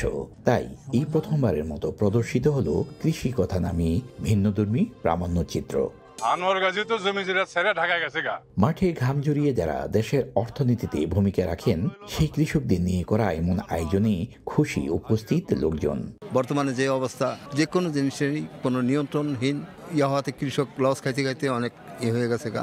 এখন সামনে তার যে সুন্দর নিছে, উদ্যোগ নিছে, এটা তো আমার মনে হয় যেন খুবই ভালো। দেশের ধান করলে, ভুট্টা করলে, টমাটো এর করলে সালের উৎপাদন বেশি হবে। চেষ্টা করবেন তাদের সমস্যাগুলো জানার জন্য, সমাধানগুলো আমরা বের করার চেষ্টা করব পরবর্তীতে ইনশাল্লাহ। বিএনপির ভারপ্রাপ্ত চেয়ারপারসন তারেক রহমান কৃষকদের জীবনমান উন্নয়নে শহীদ রাষ্ট্রপতি জিয়াউর রহমানের দেখানো পথে হাঁটছেন মনে করেন অনুষ্ঠানের উদ্যোক্তারা। তারেক রহমানের কনসেপ্টটা হচ্ছে আজকে থেকে না, এটা হচ্ছে জিয়াউর রহমানের কনসেপ্ট, যৌথ কৃষি প্রকল্প। জিয়াউর রহমান ১৯৮০ সালে যৌথ কৃষি প্রকল্পের কথা বলেছেন। তারেক রহমান সেটা বুঝেছেন এবং সেই অনুযায়ী কাজটা করছেন। চাষ হবে রিসার্চ ভিত্তিক, কোনো মৌসুমি জমি অনাবাদি থাকবে না। বৃহস্পতিবার সন্ধ্যায় চাঁদপুরের কচুয়া উপজেলার সাঁচার বহুমুখী উচ্চ বিদ্যালয়ের মাঠে কৃষি কথা নামে এই প্রামাণ্যচিত্র দেখতে উপস্থিত ছিলেন সহস্রাধিক কৃষক ও তাদের পরিবারের সদস্যরা। জিয়াউর রহমান ১৯৭৯-৮০ সালে। ফারুক আহমদ, সময় সংবাদ, চাঁদপুর। গাইবান্ধা ২ আসনের সাবেক এমপি ও জেলা আওয়ামী লীগের সাংগঠনিক সম্পাদক শাহ সরোয়ার কবিরকে ২ দিনের রিমান্ডে পাঠিয়েছেন আদালত। বৃহস্পতিবার বিকেলে জেলা অতিরিক্ত চিফ জুডিশিয়াল ম্যাজিস্ট্রেট আদালতে হাজির করা হলে রাষ্ট্রপক্ষ ১০ দিনের রিমান্ড আবেদন করেন। শুনানি শেষে বিচারক মোহাম্মদ জাহাঙ্গীর আলম আবেদন নামঞ্জুর করেন। এর আগে কড়া পুলিশি প্রহরায় জেলা কারাগার থেকে আসামিকে আমলি আদালতে হাজির করা হয়। জুলাই আন্দোলনে জেলা বিএনপি অফিস ও যুবদল অফিসে অগ্নিসংযোগ ও ভাঙচুরের অভিযোগে ২৬ আগস্ট শাহ সরোয়ার কবির সহ আওয়ামী লীগ নেতাকর্মীদের বিরুদ্ধে আলাদা ২টি মামলা করা হয়। গত ১৫ এপ্রিল তাকে দিনাজপুর থেকে গ্রেফতার করে পুলিশ। বিএসসি ইঞ্জিনিয়ারদের প্রতি বৈষম্য নিরসন ও ৩ দফা বাস্তবায়নের দাবিতে মানববন্ধন ও বিক্ষোভ সমাবেশ করেছেন রাজশাহী বিশ্ববিদ্যালয়ের শিক্ষার্থীরা। বৃহস্পতিবার দুপুরে বিশ্ববিদ্যালয়ের ওয়াজেদ মিয়া একাডেমিক ভবনের সামনে জড়ো হন শিক্ষার্থীরা। পরে প্রকৌশলী অধিকার আন্দোলনের ব্যানারে ক্যাম্পাসের বিভিন্ন সড়কে মিছিল করে প্যারিস রোডে মানববন্ধন ও বিক্ষোভ সমাবেশ করা হয়। আন্দোলনকারীরা বলেন, ইঞ্জিনিয়ারিং নবম গ্রেডে সহকারী প্রকৌশলী পদে বিএসসি ইঞ্জিনিয়ারদের নিয়োগ দিতে হবে সরাসরি নিয়োগ পরীক্ষার মাধ্যমে। ডিপ্লোমা ডিগ্রিধারীদের জন্য ৩৩ ভাগ কোটা বাতিল করতে হবে। বিএসসি ডিগ্রি ছাড়া কেউ ইঞ্জিনিয়ার পদবি ব্যবহার করতে পারবে না, এই মর্মে আইন পাশ করে বাস্তবায়নের দাবি জানান তারা। বেনাপোল স্থলবন্দরে আবার শুরু হয়েছে পণ্যবাহী ট্রাক স্ক্যানিং কার্যক্রম। ভারত থেকে আমদানিকৃত ৩৮ ধরনের পণ্যবাহী ট্রাক খালাসের আগে করা হবে স্ক্যানিং। এই কার্যক্রম পরিচালনার দায়িত্ব দেওয়া হয় ফাইবার অ্যাসোসিয়েটস নামে একটি প্রতিষ্ঠানকে। মাদক চোরাচালান ও মিথ্যা ঘোষণায় পণ্যের প্রবেশ ঠেকাতে ২০১৮ সালে বন্দরের বাইপাস সড়কে স্থাপন করা হয় একটি মোবাইল স্ক্যানার। ২ বছর যন্ত্রটি চলার পর শেষ হয় চুক্তির মেয়াদ। পরে ১ বছর বন্ধ থাকে স্ক্যানিং কার্যক্রম। নতুন চুক্তির আওতায় স্ক্যানিং চালু হলেও পরবর্তীতে যান্ত্রিক ত্রুটিতে আবারও ১ বছরের বেশি সময় ধরে বন্ধ থাকে কার্যক্রম। ব্যবসায়ীদের দাবির মুখে গত জানুয়ারিতে বন্দরের কার্গো ভেহিকল টার্মিনালে নতুন স্ক্যানিং মেশিন বসায় জাতীয় রাজস্ব বোর্ড।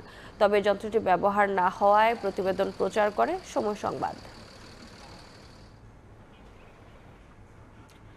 মুন্সিগঞ্জের আড়িয়াল বিলের মিষ্টি কুমড়ার খ্যাতি দেশ জুড়ে। গুণে ও স্বাদে অনন্য হওয়ায় এর কদর বেশি, তাই জিআই পণ্য হিসেবে ঘোষণার দাবি উঠেছে এই মিষ্টি কুমড়ার। নাসিরউদ্দিন উজ্জ্বলের রিপোর্ট, ছবি তুলেছেন আবু সাইদ। আরিয়ল বিল পদ্মা ও ধলেশ্বরী নদীর মাঝখানে দেশের মধ্যাঞ্চলের সবচেয়ে বড় বিল। এর বেশিরভাগই বর্ষার পানিতে টইটুম্বুর থাকলেও পানি নেমে যাওয়ার পর বিস্তীর্ণ শস্য ক্ষেতে পরিণত হয়। এই শস্যের অন্যতম মিষ্টি কুমড়া। এবার এক একটি কুমড়ার ওজন হয়েছে 90 কেজি পর্যন্ত। বিলের বৈচিত্র্যময় জলজ উদ্ভিদ পচেই জমির উর্বরতা বাড়ায়। এখানকার কুমড়া স্বাদে ও আকৃতিতে আলাদা। বৃহৎ আকৃতির কুমড়ার ট্রলার নৌকা সহ নানাভাবে সড়কে এনে পরে ট্রাকে সরবরাহ হয় রাজধানী সহ দেশের বিভিন্ন বাজারে। এই কুমড়াকে জিআই পণ্য ঘোষণার দাবি জানিয়েছেন স্থানীয়রা। এবার কুমড়ার আবাদ হয়েছে ইনশাল্লাহ ভালোই, কিন্তু দামটা কম। এই বিছনটা কি আবার আল্লাহ বুনি একমাত্র আমাদের বিলেই সবচেয়ে বড় কুমড়া হয়, এটা জিআই পূর্ণ করা উচিত। ভৌগোলিক কারণেই আরিয়ল বিলের কুমড়া দেশের অন্যতম। কৃষক নিজস্ব প্রক্রিয়ায় বীজ সংরক্ষণ করেন। মিষ্টি কুমড়ার যে বীজটা আছে এটা হচ্ছে অন্য জায়গায় নিয়ে আমরা চাষাবাদের চেষ্টা করেছি, অন্য উপজেলায় নিয়ে বা বাংলাদেশে অন্য, ওইখানে কিন্তু এরকম হয় না। যেহেতু একটা নির্দিষ্ট জায়গাতে এটা স্পেসিফিক, তাই এটা জিআই পণ্য হিসাবে অবশ্যই হওয়া উচিত আমার মতে। বিলে হেক্টর প্রতি কুমড়ার গড় উৎপাদন প্রায় 40 মেট্রিক টন। আরিয়াল বিলে এবছর 225 হেক্টর জমিতে মিষ্টি কুমড়া চাষ হয়েছে। এরই মধ্যে ফলন উঠতে শুরু করেছে। উৎপাদনের লক্ষ্যমাত্রা নির্ধারণ করা হয়েছে 9000 মেট্রিক টন। মুন্সিগঞ্জের গাদিঘাট থেকে নাসির উদ্দিন উজ্জ্বল, সময় সংবাদ। ভোরের সময়ে এই ছিল আমার কাছে। পরবর্তী সংবাদগুলো জানাতে সঙ্গে থাকবেন গোলাম রাব্বি। রোজা, আপনাকে ধন্যবাদ। কাশ্মীরের পেহেলগামে সন্ত্রাসী হামলার জেরে উত্তপ্ত ভারত পাকিস্তান সম্পর্ক। চলমান উত্তেজনার মধ্যেই করাচি উপকূলের অদূরে বিশেষ অর্থনৈতিক অঞ্চলে ক্ষেপণাস্ত্র পরীক্ষা চালানো হবে বলে জানিয়েছে ইসলামাবাদ। আর অন্যদিকে নিজস্ব প্রযুক্তিতে তৈরি মিসাইল ধ্বংসের পরীক্ষা চালিয়েছে ভারতও।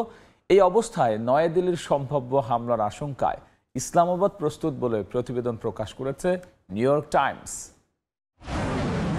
কাশ্মীরের পেহেলগামে সন্ত্রাসী হামলার ঘটনায় পাকিস্তানের সঙ্গে তীব্র উত্তেজনার মধ্যেই নিজেদের সামরিক সক্ষমতার জানান দিল ভারত। স্থানীয় সময় বৃহস্পতিবার নিজস্ব প্রযুক্তির মিসাইল বিধ্বংসী একটি ক্ষেপণাস্ত্র ব্যবস্থার সফল পরীক্ষা চালায় দেশটি। আইএনএস সুরাত নামের এই ক্ষেপণাস্ত্র সামুদ্রিক অঞ্চলে নিচ দিয়ে উড়ে যাওয়া ক্ষেপণাস্ত্র ধ্বংস করতে সক্ষম বলে জানা গেছে। এর মাধ্যমে নিজেদের প্রতিরক্ষা ব্যবস্থায় আরেকটি মাইলফলক অর্জিত হয়েছে বলে দাবি দেশটির। ভারতের এমন তৎপরতার মধ্যে করাচি উপকূলের অদূরে ভূমি থেকে ভূমিতে নিক্ষেপযোগ্য ক্ষেপণাস্ত্র পরীক্ষা চালানোর ঘোষণা দিয়েছে পাকিস্তান। দেশটিতে এ তৎপরতা নিবিড়ভাবে পর্যবেক্ষণ করছে ভারত সংশ্লিষ্ট সংস্থাগুলো।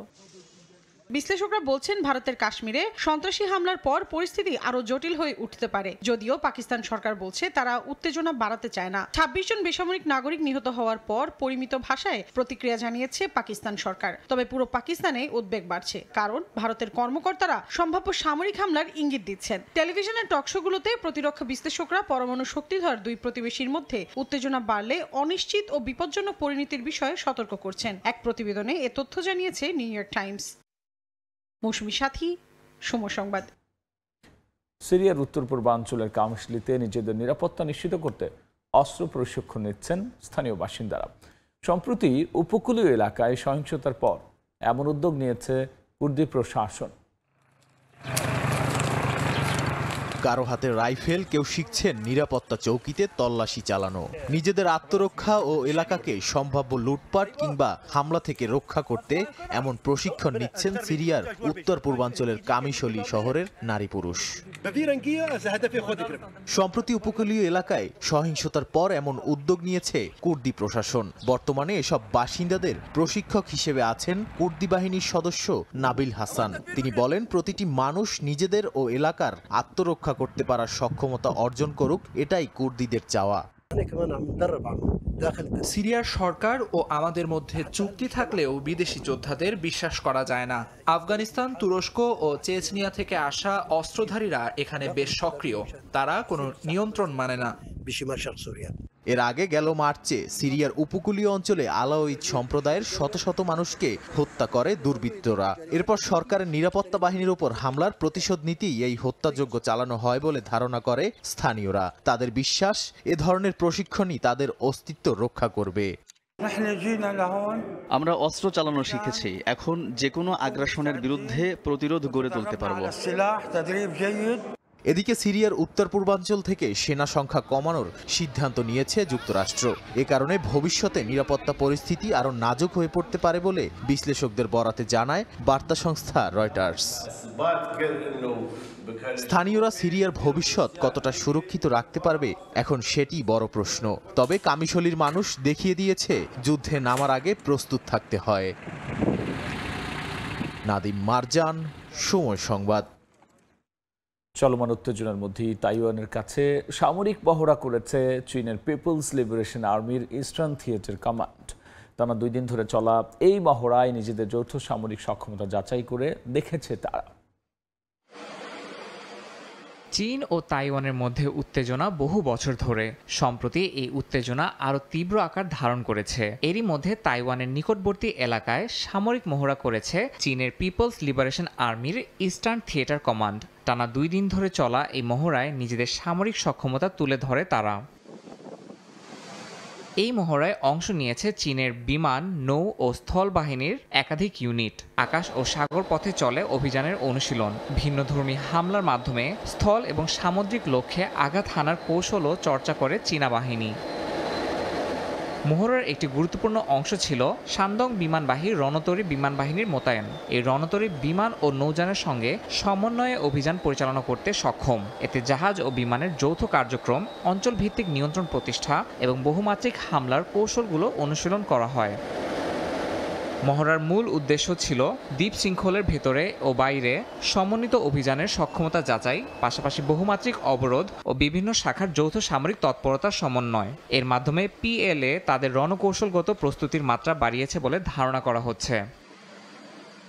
ইস্টার্ন থিয়েটার কমান্ড জানিয়েছে, মহড়া সফলভাবে শেষ হলেও তারা সর্বদা সর্বোচ্চ সতর্ক অবস্থায় রয়েছে। আগামীতেও তারা প্রশিক্ষণ অব্যাহত রাখবে এবং প্রয়োজনে তাইওয়ানের স্বাধীনতাপন্থী কার্যকলাপ প্রতিরোধে কঠোর পদক্ষেপ নিতে প্রস্তুত রয়েছে। ইয়াসিন মোহাম্মদ জিসান, সময় সংবাদ। যুক্তরাষ্ট্রের সঙ্গে বাণিজ্য আলোচনায় আগ্রহী হলেও শর্ত হিসেবে যুক্তরাষ্ট্রকে শুল্ক প্রত্যাহারের আহ্বান জানিয়েছে চীন। বেইজিং জানায়, ওয়াশিংটনের সঙ্গে এ পর্যন্ত কোনো আনুষ্ঠানিক আলোচনা শুরু হয়নি। চুক্তির বিষয়ে প্রচারিত তথ্য মিথ্যা। যুক্তরাষ্ট্র চীন বাণিজ্য সম্পর্ক নতুন করে আলোচনায়। বৃহস্পতিবার বেইজিং জানায়, যুক্তরাষ্ট্র যদি সত্যি আলোচনায় আগ্রহী হয় তবে প্রথমে তাদের আরোপিত শুল্ক প্রত্যাহার করতে হবে। যিনি সমস্যা তৈরি করেছেন তাকেই সমাধান করতে হবে বলে জানান চীনের বাণিজ্য মন্ত্রণালয়ের মুখপাত্র হে ইয়াদং।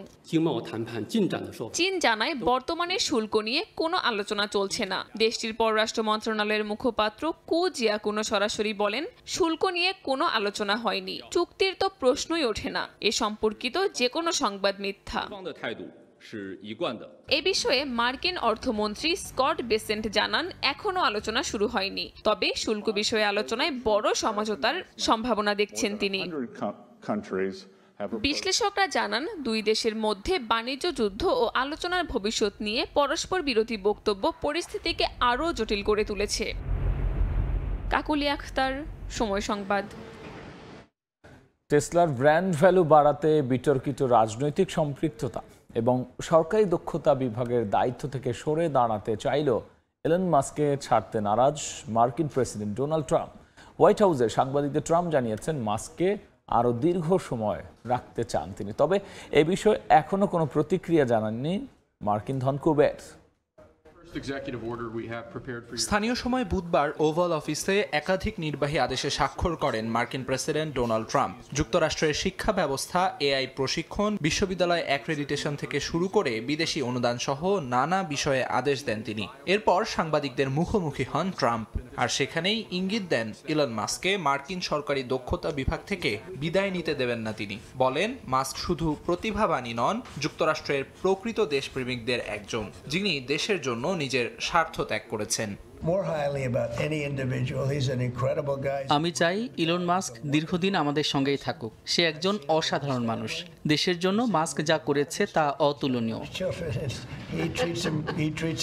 ফেডারেল খরচ কমানো এবং সরকারি সেবায় কাটছাঁটের যে উদ্যোগ নিয়েছে সরকারি দক্ষতা বিভাগ, তা মাস্কের নেতৃত্বেই বাস্তবায়ন হয়েছে বলেও জানান প্রেসিডেন্ট ট্রাম্প। একে ক্যাবিনেট সদস্যরা অনধিকার চর্চা হিসেবে দেখলেও তা মানতে নারাজ। দেশ জুড়ে তৈরি হওয়া টেসলা বিরোধী জনরোষকে কৃত্রিম সংকট আখ্যা দিয়ে ট্রাম্প বলেন, মাস্কের সঙ্গে যা হয়েছে তা অন্যায়। তবে এ ধাক্কা মাস্ক ঠিকই সামলে নেবেন বলেও আশাবাদী তিনি। এ সময় মাস্কের সমালোচনাকারীদের এক হাত নেন ট্রাম্প। এটা ছিল পুরোপুরি কৃত্রিম। এরা অসুস্থ মানসিকতার মানুষ, যারা ভাবছিল তারা কিছু একটা করছে। কিন্তু মাস্ক সত্যিই একজন মহান দেশপ্রেমিক এবং আমি জানি সে ঠিকই টেসলার হারানো গৌরব ফিরিয়ে আনবে। এর আগে মাস্ক নিজেই জানান মে মাসের পর বিশেষ সরকারি কর্মচারী হিসেবে নিজেকে গুটিয়ে নেবেন তিনি। তার মতে রাজনৈতিক সম্পৃক্ততায় কমেছে টেসলার বিক্রি, ক্ষতিগ্রস্ত হয়েছে কোম্পানির ব্র্যান্ড ভ্যালু। তাই রাজনৈতিক আলোচনার চাপ, বিনিয়োগকারীদের অসন্তুষ্টি এবং বৈশ্বিক বাণিজ্য যুদ্ধের ধাক্কায় এখন আর ঝুঁকি নিতে নারাজ তিনি। এজন্যই ফের মূল ব্যবসায় সময় দেওয়ার কথা জানান, কমিয়ে আনতে চান রাজনৈতিক সম্পৃক্ততা। আমিরুল ইসলাম আলিফ, সময় সংবাদ।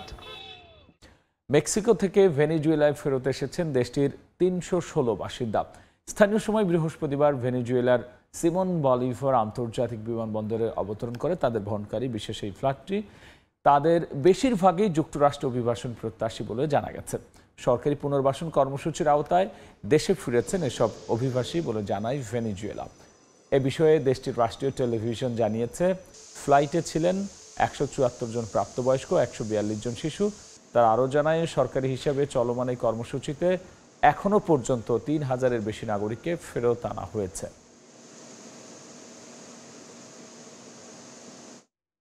তিউনিসিয়ার সাফাক্স প্রদেশে সাব সাহারান অভিবাসীদের একটি অস্থায়ী ক্যাম্প গুড়িয়ে দিয়েছে স্থানীয় কর্তৃপক্ষ। সরকার বলছে এটি চলমান অভিযানেরই অংশ, যার মাধ্যমে অন্তত ৯,০০০ অভিবাসীকে বিভিন্ন ক্যাম্প থেকে সরিয়ে দেওয়া হয়েছে। মানবাধিকার সংস্থাগুলো তিউনিসিয়ার সরকারের এই পদক্ষেপের তীব্র সমালোচনা করলেও এই প্রচেষ্টাকে ইতিবাচক হিসেবে দেখছে ইউরোপের দেশ ইতালি। তীব্র ধোঁয়া, পোড়া তাঁবু আর ভাঙাচোরা আশ্রয়স্থলের এই দৃশ্য তিউনিসিয়ার আমরা শহরের অভিবাসী ক্যাম্পে। বৃহস্পতিবার প্রায় ২,০০০ অভিবাসীর এই ক্যাম্পটি গুড়িয়ে দেয় কর্তৃপক্ষ।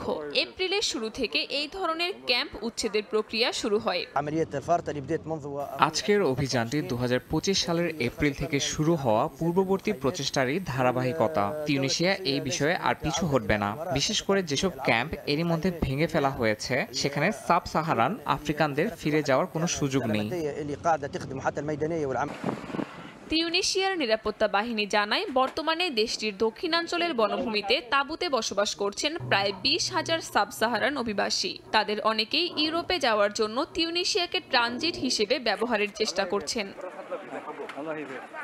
মানবাধিকার সংস্থাগুলো সরকারের এ পদক্ষেপের তীব্র সমালোচনা করেছে। তাদের অভিযোগ, সরকারি ভাষ্য ও পদক্ষেপ অভিবাসীদের প্রতি বৈষম্যমূলক। এছাড়া মানবিক সহায়তা প্রদানকারীদের বিরুদ্ধেও সরকার দমন-পীড়ন চালিয়েছে বলে দাবি করে সংস্থাগুলো।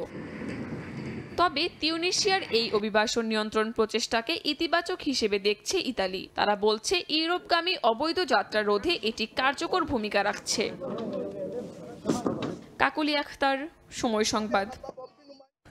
থাইল্যান্ডে ভ্রমণ বা অন্য যে কোনো উদ্দেশ্যে প্রবেশ করতে হলে আগামী ১ মে থেকে বিদেশি নাগরিকদের জন্য নতুন একটি ডিজিটাল ফর্ম পূরণ বাধ্যতামূলক করা হয়েছে। থাইল্যান্ড ডিজিটাল অ্যারাইভাল কার্ড ও TDAC ছাড়া আর কেউ দেশটিতে প্রবেশ করতে পারবে না, এমনটাই জানিয়েছে দেশটির কর্তৃপক্ষ। ভ্রমণ পিপাসুদের জন্য একটি নতুন নিয়ম আনতে যাচ্ছে থাইল্যান্ড।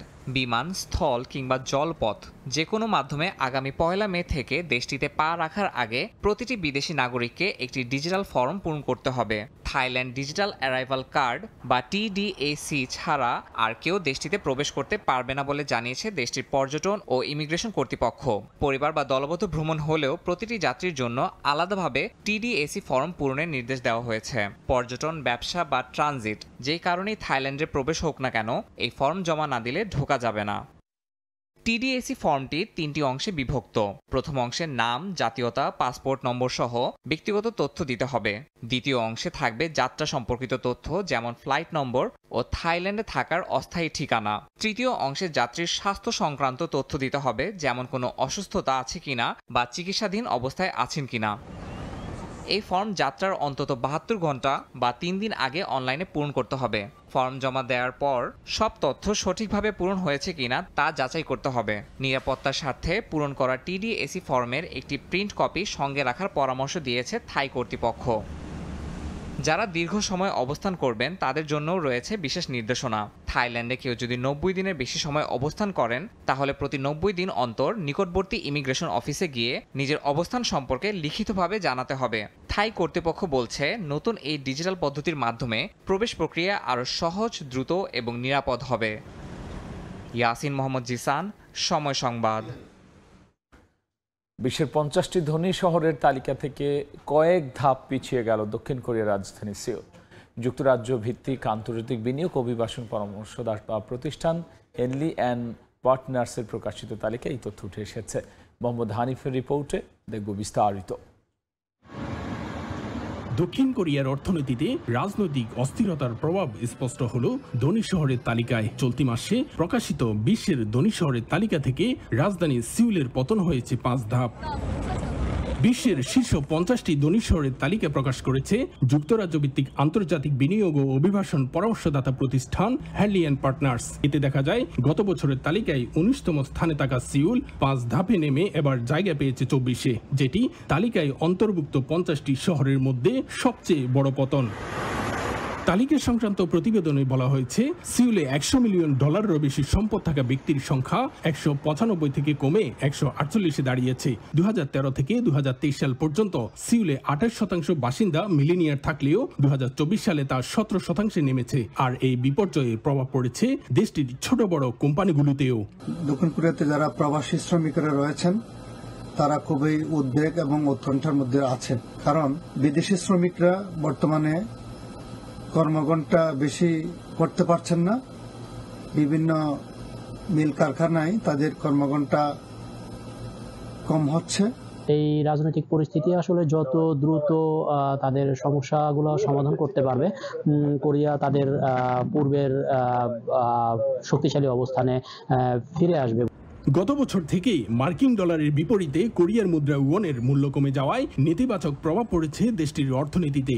কোরিয়ান কেন্দ্রীয় ব্যাংকের যারা কর্তৃপক্ষ রয়েছেন তারাও চেষ্টা করছেন যে যথেষ্ট পরিমাণে এটাকে মানটাকে ধরে রাখার জন্য, এবং সে কারণে তারা কিন্তু তাদের যে জাতীয় যে ইন্টারেস্ট রেট যেটা আছে সেটা গত 6 মাসে সেপ্টেম্বর থেকে শুরু করে এই পর্যন্ত আসলে 3.75 থেকে 2.5% পর্যন্ত নামিয়ে নিয়ে এসেছে। এদিকে ধনী শহরের তালিকায় সিউলের পতনের কারণ হিসেবে সম্পদের বহির্গমনকেও চিহ্নিত করেছে দ্য কোরিয়া হেরাল্ড। দক্ষিণ কোরিয়ার রাজনৈতিক অস্থিরতা এর প্রভাব পড়েছে কোরিয়ার প্রতিটি স্তরে। স্থানীয় বিনিয়োগকারীরাই খুঁজছেন ভিন্ন পথ, যার কারণে পিছিয়ে পড়তে হয়েছে বিশ্বের ধনী শহরের তালিকা থেকেও। তবে জুনে প্রেসিডেন্ট নির্বাচনের পর অর্থনৈতিক সংকট নিরসনে দেশটি ঘুরে দাঁড়াতে পারবে কিনা সেটি এখন দেখার বিষয়। দক্ষিণ কোরিয়া থেকে মোহাম্মদ হানিফ, সময় সংবাদ। ভোজন আর ঐতিহ্যে মুখর আলজেরিয়ার রান্না উৎসব কালিনারি আর্ট ফেস্টিভ্যাল। দেশি বিদেশি রন্ধন প্রেমীদের অংশগ্রহণে এই উৎসব যেন শুধু প্রতিযোগিতা নয়, বরং একসঙ্গে অনেক দেশের সংস্কৃতির মিলন মেলা। 3 দিনের এই আয়োজনের প্রতিটি পদেই লুকিয়ে আছে আলজেরিয়ার বৈচিত্র্য আর ঐতিহ্যের ঘ্রাণ। আলজেরিয়ান শেফ মোহাম্মদ চালা কুমড়োর ভেতরে সাজিয়ে পরিবেশন করছেন কুসকুস, সঙ্গে রয়েছে সিফুড। অন্যদিকে আলজেরিয়ার অন্যতম পরিচিত খাবার চেকচোখা বানালেন শেফ তাউস মেগিত। প্রতিযোগিতায় দেশি বিদেশি ঐতিহ্যবাহী খাবার তৈরিতে চলছে রীতিমতো দক্ষতার লড়াই। থিম পুরনো দিনের স্বাদ। আলজেরিয়ার রাজধানী আলজিয়ার্সে বসেছে কালিনারি আর্ট ফেস্টিভ্যাল। আয়োজন করেছে গোল্ডেন আকনাফ association for tourism and culinary arts. ভিন্নধর্মী এই আয়োজনে অংশ নেয় 14টি দেশের 180 জনের বেশি শেফ। জুরি বোর্ডে আছেন সৌদি আরব, আলজেরিয়া সহ আরব বিশ্বের নামকরা শেফরা। তাদের কথায় এই উৎসব শুধু রান্নার নয়, বরং সংস্কৃতি বিনিময়ের এক জীবন্ত মঞ্চ। শুধু আলজেরিয়া নয়, প্রতিযোগিতায় জায়গা করে নিয়েছে সিরিয়া, তুরস্ক, মিশর, ইতালির মতো দেশও।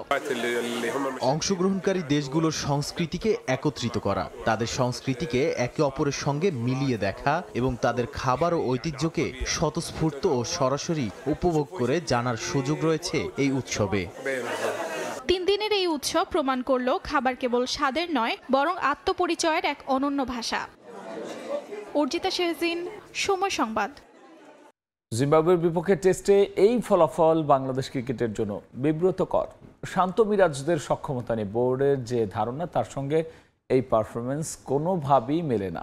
সিলেট টেস্টের পোস্টমর্টেম করতে গিয়ে এভাবে নিজের অভিব্যক্তি প্রকাশ করলেন cricket operation chairman Nazmul Abedin Fahim. তবে চট্টগ্রামেই শান্তরা ঘুরে দাঁড়াবে বলে বিশ্বাস করেন তিনি। এদিকে তাহিদ হৃদয়ের শাস্তি কমানোর বিষয়ে দায় ক্লাবের নয়, পুরোটাই বিসিবির বলে মন্তব্য ফাহিমের। তবে বিসিবির সভাপতির আর্থিক অনিয়মের অভিযোগ নিয়ে কিছুই জানা নেই তাঁর। বাংলাদেশের ক্রিকেটে খেলার চেয়ে ধুলাই হয় বেশি, এটাই যেন অলিখিত নিয়ম গত এক দশক ধরে। পরিবর্তিত সময়ে সবাই ভেবেছিল বদলাবে সবকিছু, কিন্তু সর্ষের মধ্যেই যে ভূত। তাই কথা হয় অনেক কিছু নিয়েই, কিন্তু বদলায় না কিছুই।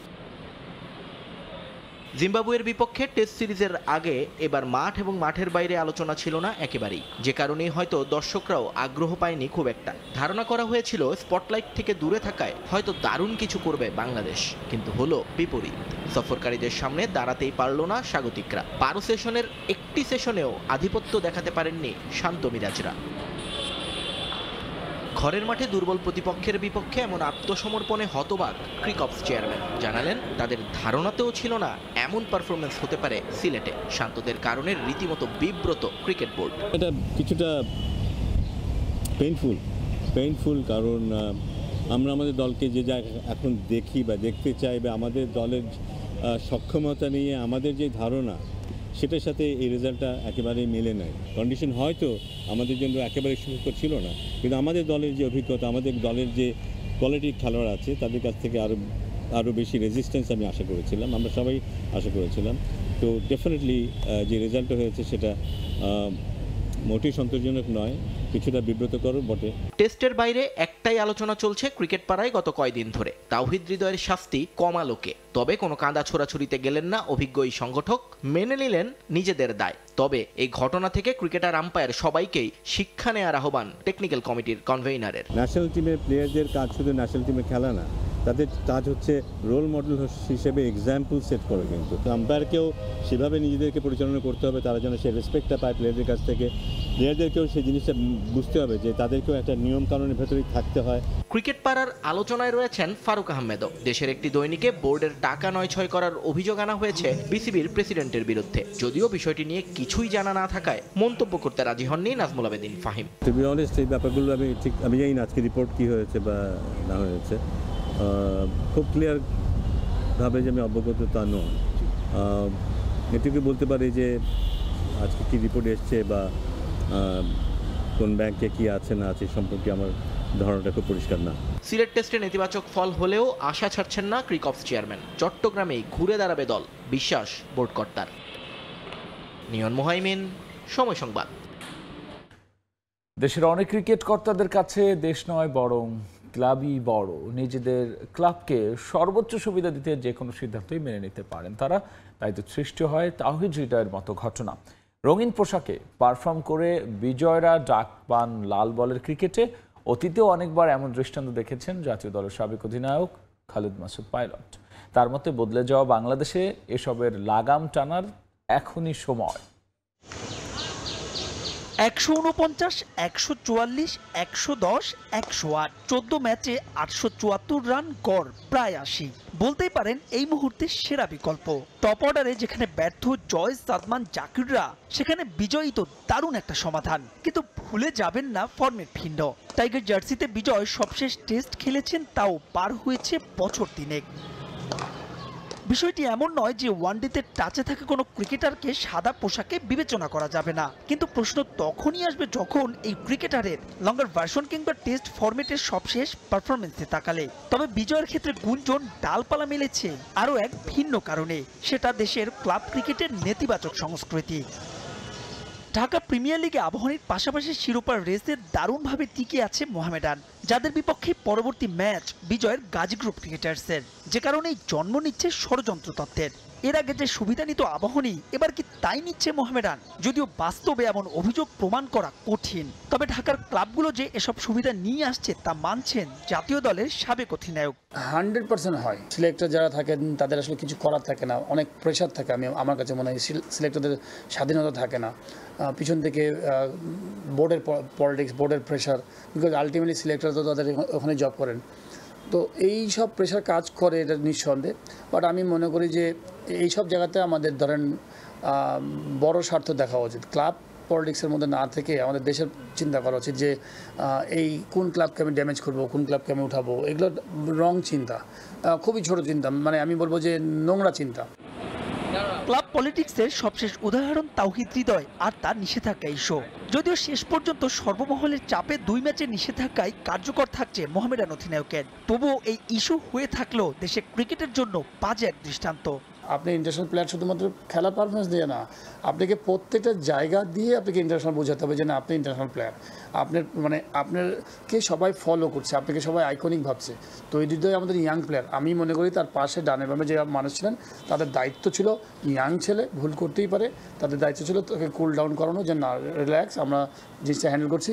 দেশের পরিবর্তিত পরিস্থিতিতে বদলেছে অনেক কিছুই, তবে বিসিবিতে কেবল চেয়ারের মানুষগুলোই পাল্টেছে। পাইলটের মতে এসবের লাগাম টানার এখনই সময়, নইলে যে ক্রিকেট কালচার বদলাবে না কখনোই। মাহবুব রিমন, সময় সংবাদ, ঢাকা। প্রথমবারের মতো টাইগার টেস্ট স্কোয়াডে ডাক পাওয়ার উচ্ছ্বাস ছুঁয়ে গেছে স্পিনার তানভীর ইসলামকে।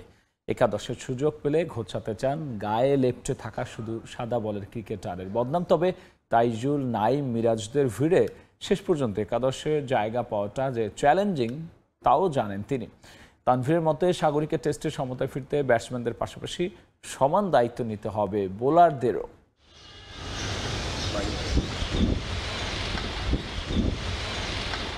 ডিপিএল এর ক্লাব লেজেন্ডস অফ রূপগঞ্জের জার্সিতে নয়, মিরপুরে এমন দৃশ্য চোখ চোরাবে আপনার।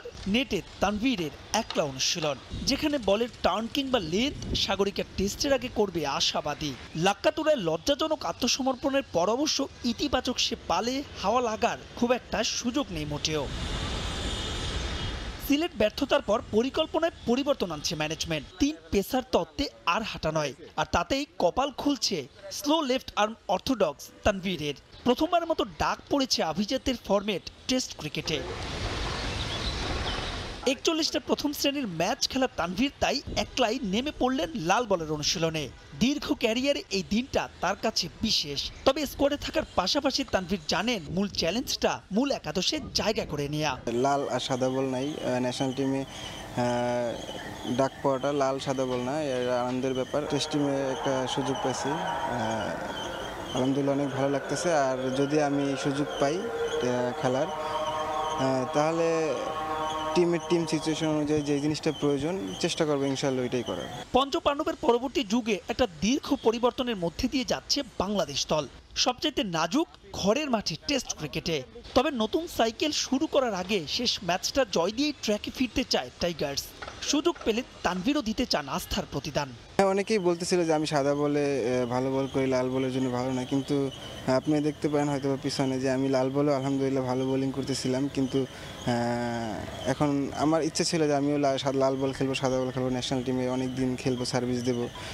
এই আশা নিয়েই তো আমি প্রথম ক্রিকেটে জয়েন করছি। আলহামদুলিল্লাহ যে শেষ পর্যন্ত লাল বলে আমি সুযোগ পেয়েছি। একটা বলারের 2টা প্ল্যান থাকে, টিম থেকে 2টা প্ল্যান দেয়, হয় ইকোনমি বোলিং করতে হবে নাইলে উইকেট টেকিং বোলিং করতে হবে। এখন আমাকে যেই জিনিসটা দিবে আমি ইনশাআল্লাহ ওইটাই চেষ্টা করব। 28 এপ্রিল চট্টলায় সিরিজ বাঁচানোর লড়াই। তানভীর দলের সঙ্গে যোগ দেবেন শুক্রবারই। মাহবুব রিমন, সময় সংবাদ, ঢাকা। ডিপিএল রেলিগেশন লিগের খবর। অলিখিত ফাইনালে পার্টেক্স স্পোর্টিং ক্লাবকে বিদায় করে অবনমন ঠেকালো ব্রাদার্স ইউনিয়ন। হোম অফ ক্রিকেটের গুরুত্বপূর্ণ ম্যাচে 113 রানে জয় পেয়েছে এই ক্লাব। অন্যদিকে হেরে প্রথম বিভাগে নেমে গেল পার্টেক্স। শেরেবাংলা ক্রিকেট স্টেডিয়ামে এই গুরুত্বপূর্ণ জয়ের নায়ক মাহফিজুল। ব্যাট হাতে 5 জয় আর 10-4-এ তার ব্যক্তিগত সংগ্রহ 98। দ্বিতীয় সর্বোচ্চ 50 রান আসে ব্রাদার্স অধিনায়ক মাইশুকুর রহমানের ব্যাটে। এছাড়াও মিজানুর রহমানের 42 আর আইচ মোল্লার 48-এ ভর করে নির্ধারিত ওভার শেষে 294 রান তোলে ব্রাদার্স। জবাবে খেলতে নেমে ব্যাটিং ব্যর্থতায় পড়ে পার্টেক্স। এক প্রান্ত আগলে রেখে ওপেনার আদিলের 85 রানের ইনিংস কেবল হারের ব্যবধান কমিয়েছে। এদিনও ব্যাট হাতে ব্যর্থ সাব্বির রহমান। রকিবুল ও অলোক নিয়েছেন 3টি করে উইকেট। 98 করে ম্যাচ সেরা হয়েছেন মাহফিজুল। স্থগিত হলো দক্ষিণ এশিয়ার ফুটবল শ্রেষ্ঠত্বের আসর সাব চ্যাম্পিয়নশিপ 2025। এক বছর পিছিয়ে 2026-এ টুর্নামেন্ট আয়োজনের পরিকল্পনা সাউথ এশিয়ান ফুটবল ফেডারেশনের। নিজেদের ওয়েবসাইটে এক বিজ্ঞপ্তি দিয়ে বিষয়টি নিশ্চিত করেছে সাব। যদিও সাব সভাপতি কাজী সালাউদ্দিন জানান 2026 বিশ্বকাপ ফুটবলের বছর হওয়ায় 2027-এ এই টুর্নামেন্ট আয়োজনের পরিকল্পনা তাদের। এদিকে টুর্নামেন্ট স্থগিত হলেও এ বিষয়ে কিছুই জানানো হয়নি বাংলাদেশ ফুটবল ফেডারেশনকে বলে দাবি বাফুফে সাধারণ সম্পাদক ইমরান হোসেন তুষারের। জুনেই অনুষ্ঠিত হওয়ার কথা ছিল সাফ, সেভাবে পরিকল্পনাও করছিল বাংলাদেশ সহ অংশগ্রহণকারী দলগুলো, কিন্তু হঠাৎ করে সাফের এই বিজ্ঞপ্তি স্থগিত করা হলো 2025 সাফ চ্যাম্পিয়নশিপ। কাঠামোতে কিছুটা পরিবর্তন এনে হোম অ্যান্ড অ্যাওয়ে পদ্ধতিতে 2025-এর আসর মাঠে গড়ানোর কথা থাকলেও এবার তা হচ্ছে না। এক বছর পিছিয়ে 2026 সালে 15তম সাফ চ্যাম্পিয়নশিপ আয়োজনের পরিকল্পনা সাউথ এশিয়ান ফুটবল ফেডারেশনের। নিজেদের ওয়েবসাইটে এক বিজ্ঞপ্তি দিয়ে বিষয়টি নিশ্চিত করে সাফ। সময় ঘনিয়ে এলেও হোম অ্যান্ড অ্যাওয়ে পদ্ধতিতে অনুষ্ঠেয় টুর্নামেন্টের সূচি ও ভেন্যু চূড়ান্ত হয়নি। এরপর থেকেই শঙ্কা দেখা দেয় টুর্নামেন্ট মাঠে গড়ানো নিয়ে। সাফ সুষ্ঠুভাবে আয়োজনের জন্য আরও সময় প্রয়োজন বলে জানায় সাফের সদস্য সংস্থা ও মার্কেটিং পার্টনার স্পোর্ট 5, যে কারণে স্থগিত করা হলো টুর্নামেন্টটি। বিজ্ঞপ্তিতে তারা উল্লেখ করে 2026 বিশ্বকাপ ফুটবলের বছর হওয়ায় তা বিবেচনায় রেখে সাফের ভেন্যু ও সূচি সাজানোর পরিকল্পনা তাদের। যদিও সাফের সভাপতি কাজী সালাউদ্দিন জানান 2026 বিশ্বকাপের বছর হওয়ায় সূচি নির্ধারণে বিপাকে পড়ার শঙ্কা রয়েছে, যে কারণে 2027-এ সাফ আয়োজনের উপযুক্ত সময় বলে মনে করছেন তিনি। এদিকে সাফ স্থগিত হওয়ার ঘোষণা এলেও এ বিষয়ে কিছুই নাকি জানানো হয়নি বাংলাদেশ ফুটবল ফেডারেশনকে, এমন দাবি বাফুফের সাধারণ সম্পাদক ইমরান হোসেন তুষারের। 2026 is a World Cup year. এইখানে হোম এন্ড অ্যাওয়ে সময় বের করা উইল বি ডিফিকাল্ট। সেই জন্য ডিসিশন হয়েছে যে প্রপারলি টুর্নামেন্টটা করতে গেলে আমরা 2027-এ নতুন ডাইমেনশনে সাব চ্যাম্পিয়নশিপে চলে যাই। তাহলে আমরা তো বহু বছর সেটেল করলাম, সো নাও যেন নতুন ভাবে 2027-এ ডিসিশন নিলাম। গণমাধ্যম থেকে প্লাস হচ্ছে সাফের একটা প্রেস রিলিজে আসলে দেখলাম যে সাবটা 2025 সাবটা এবার অনুষ্ঠিত হচ্ছে না। তো আমরা অফিসিয়ালভাবে এখনো আমরা চিঠি পাইনি। আমরা যদি চিঠি পাই তারপরে প্রতিক্রিয়া জানাবো আমাদের। 2025 সাফ স্থগিত হলেও হোম অ্যান্ড অ্যাওয়ে পদ্ধতিতে টুর্নামেন্ট আয়োজনের সিদ্ধান্ত বহাল রয়েছে। তাজিন খন্দকার, সময় সংবাদ। জাতীয় স্টেডিয়াম ঢাকার সংস্কার কাজে দেখা দিয়েছে নতুন সমস্যা। অপরিকল্পিতভাবে বসানো হয়েছে গ্যালারির চেয়ার, রাখা হয়নি সমর্থকদের যাতায়াতের রাস্তা, যার ফলে বিড়ম্বনায় পড়বেন খেলা দেখতে আসা দর্শকরা। তবে বাফুফে বলছে সমস্যাটি নিয়ে জাতীয় ক্রীড়া পরিষদের সঙ্গে আলোচনা হয়েছে তাদের। 22 মে স্টেডিয়াম বুঝিয়ে দেওয়ার আগে সমস্যার সমাধান করবে এনএসসি। ড্রেসিং রুম, ছাউনি, মাঠের ঘাস, ফ্লাড লাইট ও পানির স্প্রিংকলার। জাতীয় স্টেডিয়াম ঢাকার ম্যারাথন সংস্কারের কাজের মতো নতুন করে স্থাপন করা এইসব অবকাঠামো নিয়ে হয়েছে বহু সমালোচনা। তবে স্টেডিয়াম সংস্কারের দায়িত্বে থাকা জাতীয় ক্রীড়া পরিষদ কর্মকর্তাদের তাতে থোড়াই কেয়ার, বরং একের পর এক হাস্যকর কাণ্ড ঘটিয়ে যাচ্ছেন তারা। এবার সমালোচনার তালিকায় যুক্ত হয়েছে গ্যালারির চেয়ার। স্টেডিয়ামের দক্ষিণ পাশের নিচের গ্যালারিতে নিজেদের খেয়াল খুশি মতো চেয়ার বসিয়েছে ঠিকাদার প্রতিষ্ঠান, যেখানে রাখা হয়নি সমর্থকদের যাতায়াতের রাস্তা। গাদাগাদি করে চেয়ার বসানোয় খেলা দেখতে আসা দর্শকরা পড়বেন বিড়ম্বনায়। সাধারণ মানুষের চোখে পড়লেও উদাসীন এনএসসি কর্মকর্তাদের চোখ এড়িয়ে গেছে বিষয়টা। জাতীয় স্টেডিয়াম ঢাকার সংস্কার কাজে অসঙ্গতির যেন শেষ নেই। স্টেডিয়ামের পূর্ব পাশে যে চেয়ার বসানো হয়েছে তা বসানো হয়নি পরিকল্পনা মাফিক। সমর্থকরা খেলা দেখতে এসে নিচ থেকে যেভাবে উপরে উঠবেন তার জন্য কোনো রাস্তা রাখেনি এনএসসি। সমস্যা দৃষ্টিগোচর হয়েছে বাংলাদেশ ফুটবল ফেডারেশনের কর্মকর্তাদের, জানিয়ে এনএসসির সঙ্গে কথাও বলে তারা। তবে সব দেখেও সমস্যা নিরসনের পুরনো বুলি আওড়ালেন ক্রীড়া পরিষদ কর্মকর্তারা। আমরা ক্রীড়া পরিষদের সাথে কথা বললাম, ওরাও আমাদের সাথে ছিল মাঠেই, ওরা বলছে এটা সমাধান করে দিবে। আমাদের 22 তারিখে বুঝাই দেওয়ার কথা, এর আগে ওনারা সমাধান করে দিবে। বেকয়ে একটা মাঝ দিয়ে বা একটা করে চেয়ার সরায়া এটা করে দিবে। শুধু গ্যালারির চেয়ার নয়, নবনির্মিত প্রেস বক্স নিয়েও আছে জটিলতা। যে কোনো অনাকাঙ্ক্ষিত দুর্ঘটনায় সাংবাদিকদের প্রেস বক্স থেকে বের হওয়ার জন্য রাখা হয়নি ইমার্জেন্সি এক্সিট। তবে 22 মে স্টেডিয়াম এনএসসি থেকে বুঝে নেওয়ার আগে এই সমস্যারও সমাধান চায় বাফুফে। ফাহিম ইসলাম, সময় সংবাদ, ঢাকা। অনলাইনে বিক্রি করা হবে বাংলাদেশ ও সিঙ্গাপুরের মধ্যকার এশিয়ান কাপ বাছাইয়ের ম্যাচের টিকিট। 18,000-এর বেশি দর্শক মাঠে বসে উপভোগ করবেন এই ম্যাচ। স্টেডিয়াম এলাকায় প্রথমবারের মতো বসানো হচ্ছে ফ্যান জোনও, তবে এখনও নির্ধারিত হয়নি টিকিটের মূল্য ও ক্যাটাগরি। এদিকে এই ম্যাচ ঘিরে সর্বোচ্চ নিরাপত্তা নিতে চায় বাফুফে। ম্যাচের 48 ঘন্টা আগে থেকে বন্ধ রাখা হবে জাতীয় স্টেডিয়াম এলাকার দোকানপাট ও ব্যবসা প্রতিষ্ঠান। প্রায় 5 বছরের সংস্কার শেষে বাংলাদেশ সিঙ্গাপুর ম্যাচ দিয়ে ফুটবল ফিরছে তার আতুর ঘরে। 10 জুন এশিয়ান কাপ বাছাইয়ের ম্যাচ ও হামজার হোম অভিষেক জাতীয় স্টেডিয়ামে করতে চায় বাফুফে, তবে এখনো অপ্রস্তুত স্টেডিয়াম। তাতেই যত তড়িঘড়ি বাফুফের কম্পিটিশন কমিটির।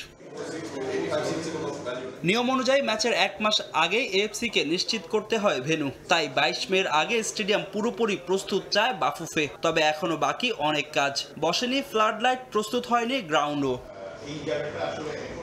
এই ম্যাচে লাল সবুজ জার্সি গায়ে দেখা যেতে পারে হামজা, ফাহমিদুল, সামিদ সোম ও কিউবা মিচেলদের। তাই এই ম্যাচ ঘিরে সমর্থকদের আগ্রহ তুঙ্গে। অনলাইনে বিক্রি করা হবে ম্যাচের টিকিট, থাকছে সমর্থকদের জন্য ফ্যান জোনও। ক্যাটাগরি ওয়াইজ প্রাইসিং সেট হবে, ক্যাটাগরি ওয়াইজ টিকিট সেল হবে।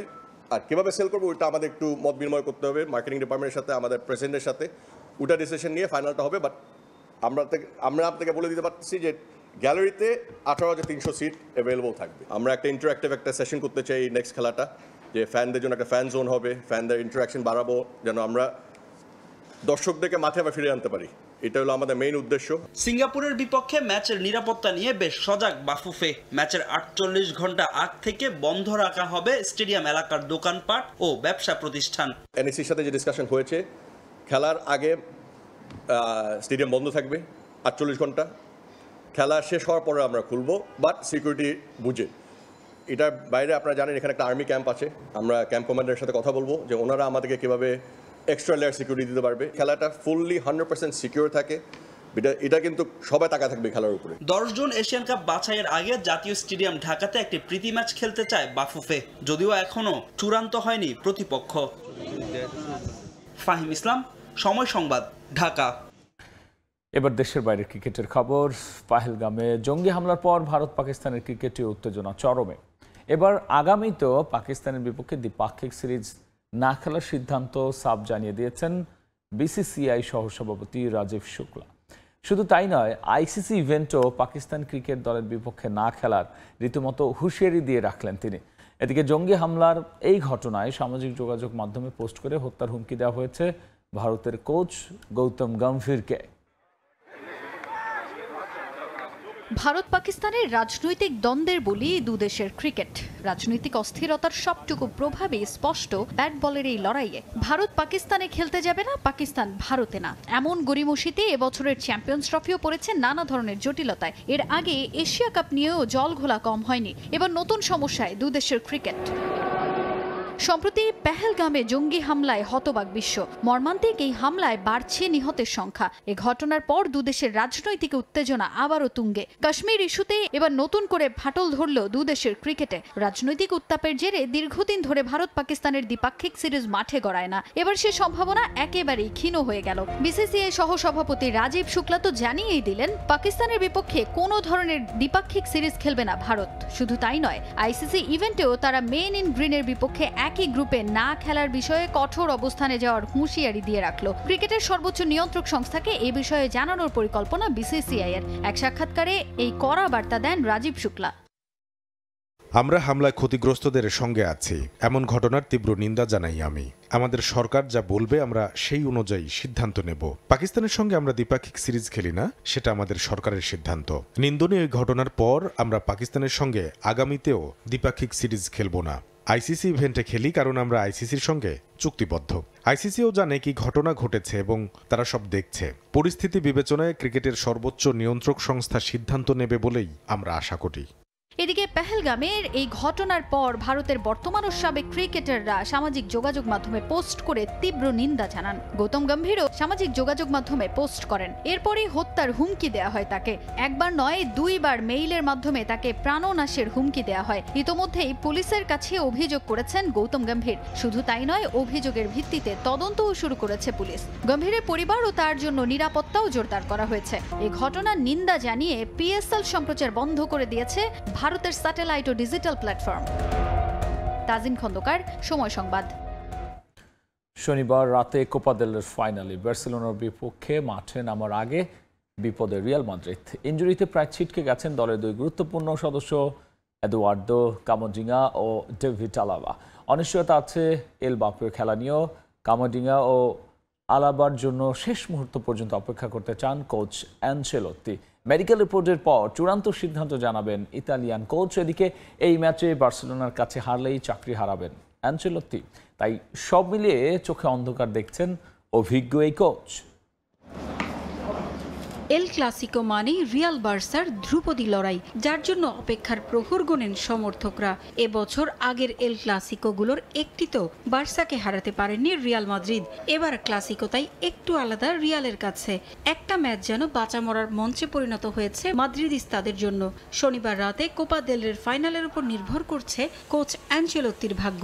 এই ম্যাচে চিরপ্রতিদ্বন্দ্বী বার্সেলোনার কাছে হারলেই চাকরি হারাবেন কোচ কার্লো অ্যানচেলোত্তি। তার জায়গায় দায়িত্ব নেয়ার জোর গুঞ্জন লিভারপুলের সাবেক বস ইয়র্গেন ক্লপ কিংবা বায়ার লেভারকুসেন কোচ শাবি আলোনসোর। লা লিগায় বার্সেলোনার চেয়ে 4 পয়েন্ট পিছিয়ে রিয়াল মাদ্রিদ। কোপা দেল রে এখন পাখির চোখ কোচ অ্যানচেলোত্তির কাছে। এমন কঠিন সময়ে বিনা মেঘে বজ্রপাত নেমে এসেছে রিয়াল মাদ্রিদ শিবিরে। লা লিগায় খেলা সবশেষ ম্যাচে গেতাফের বিপক্ষে 1-0 গোলে জয়ের ম্যাচে ইনজুরিতে পড়েছেন আলাবা ও কামাভিঙ্গা। আগামী শনিবার রাতে কোপা দেল রের ফাইনালে তাদের মাঠের বাইরে থাকার সম্ভাবনাই বেশি। আলাবা ও কামাভিঙ্গার চোটটাই মাদ্রিদের জন্য দুশ্চিন্তার বড় কারণ।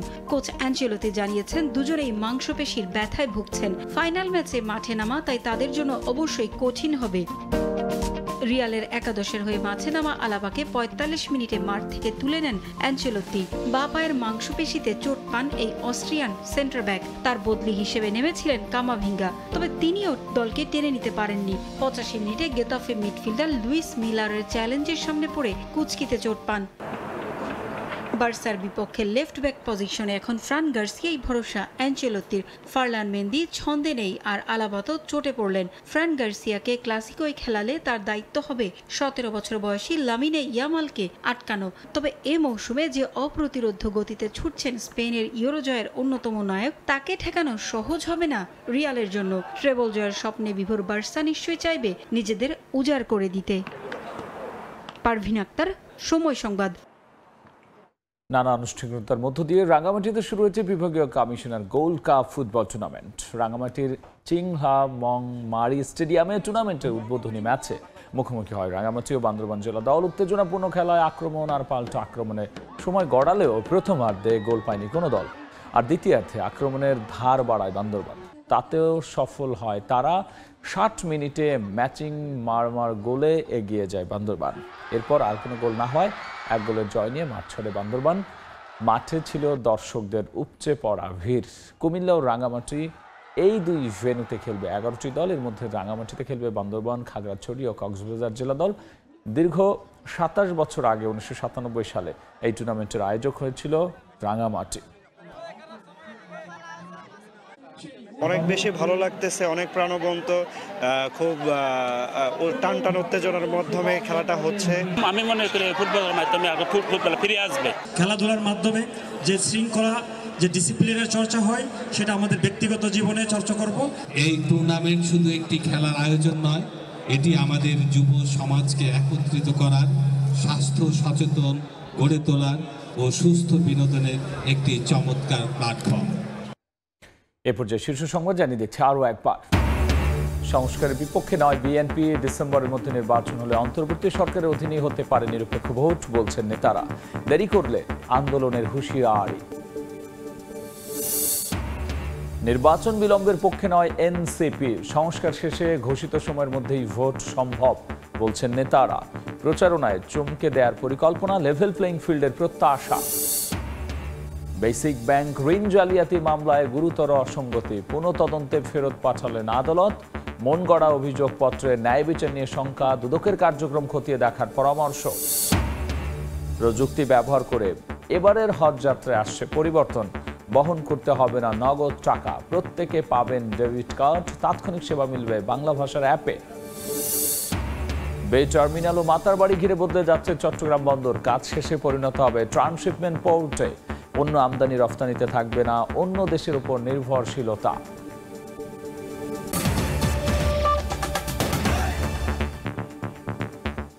এই ছিল ভোরের সময়, সঙ্গেই থাকুন।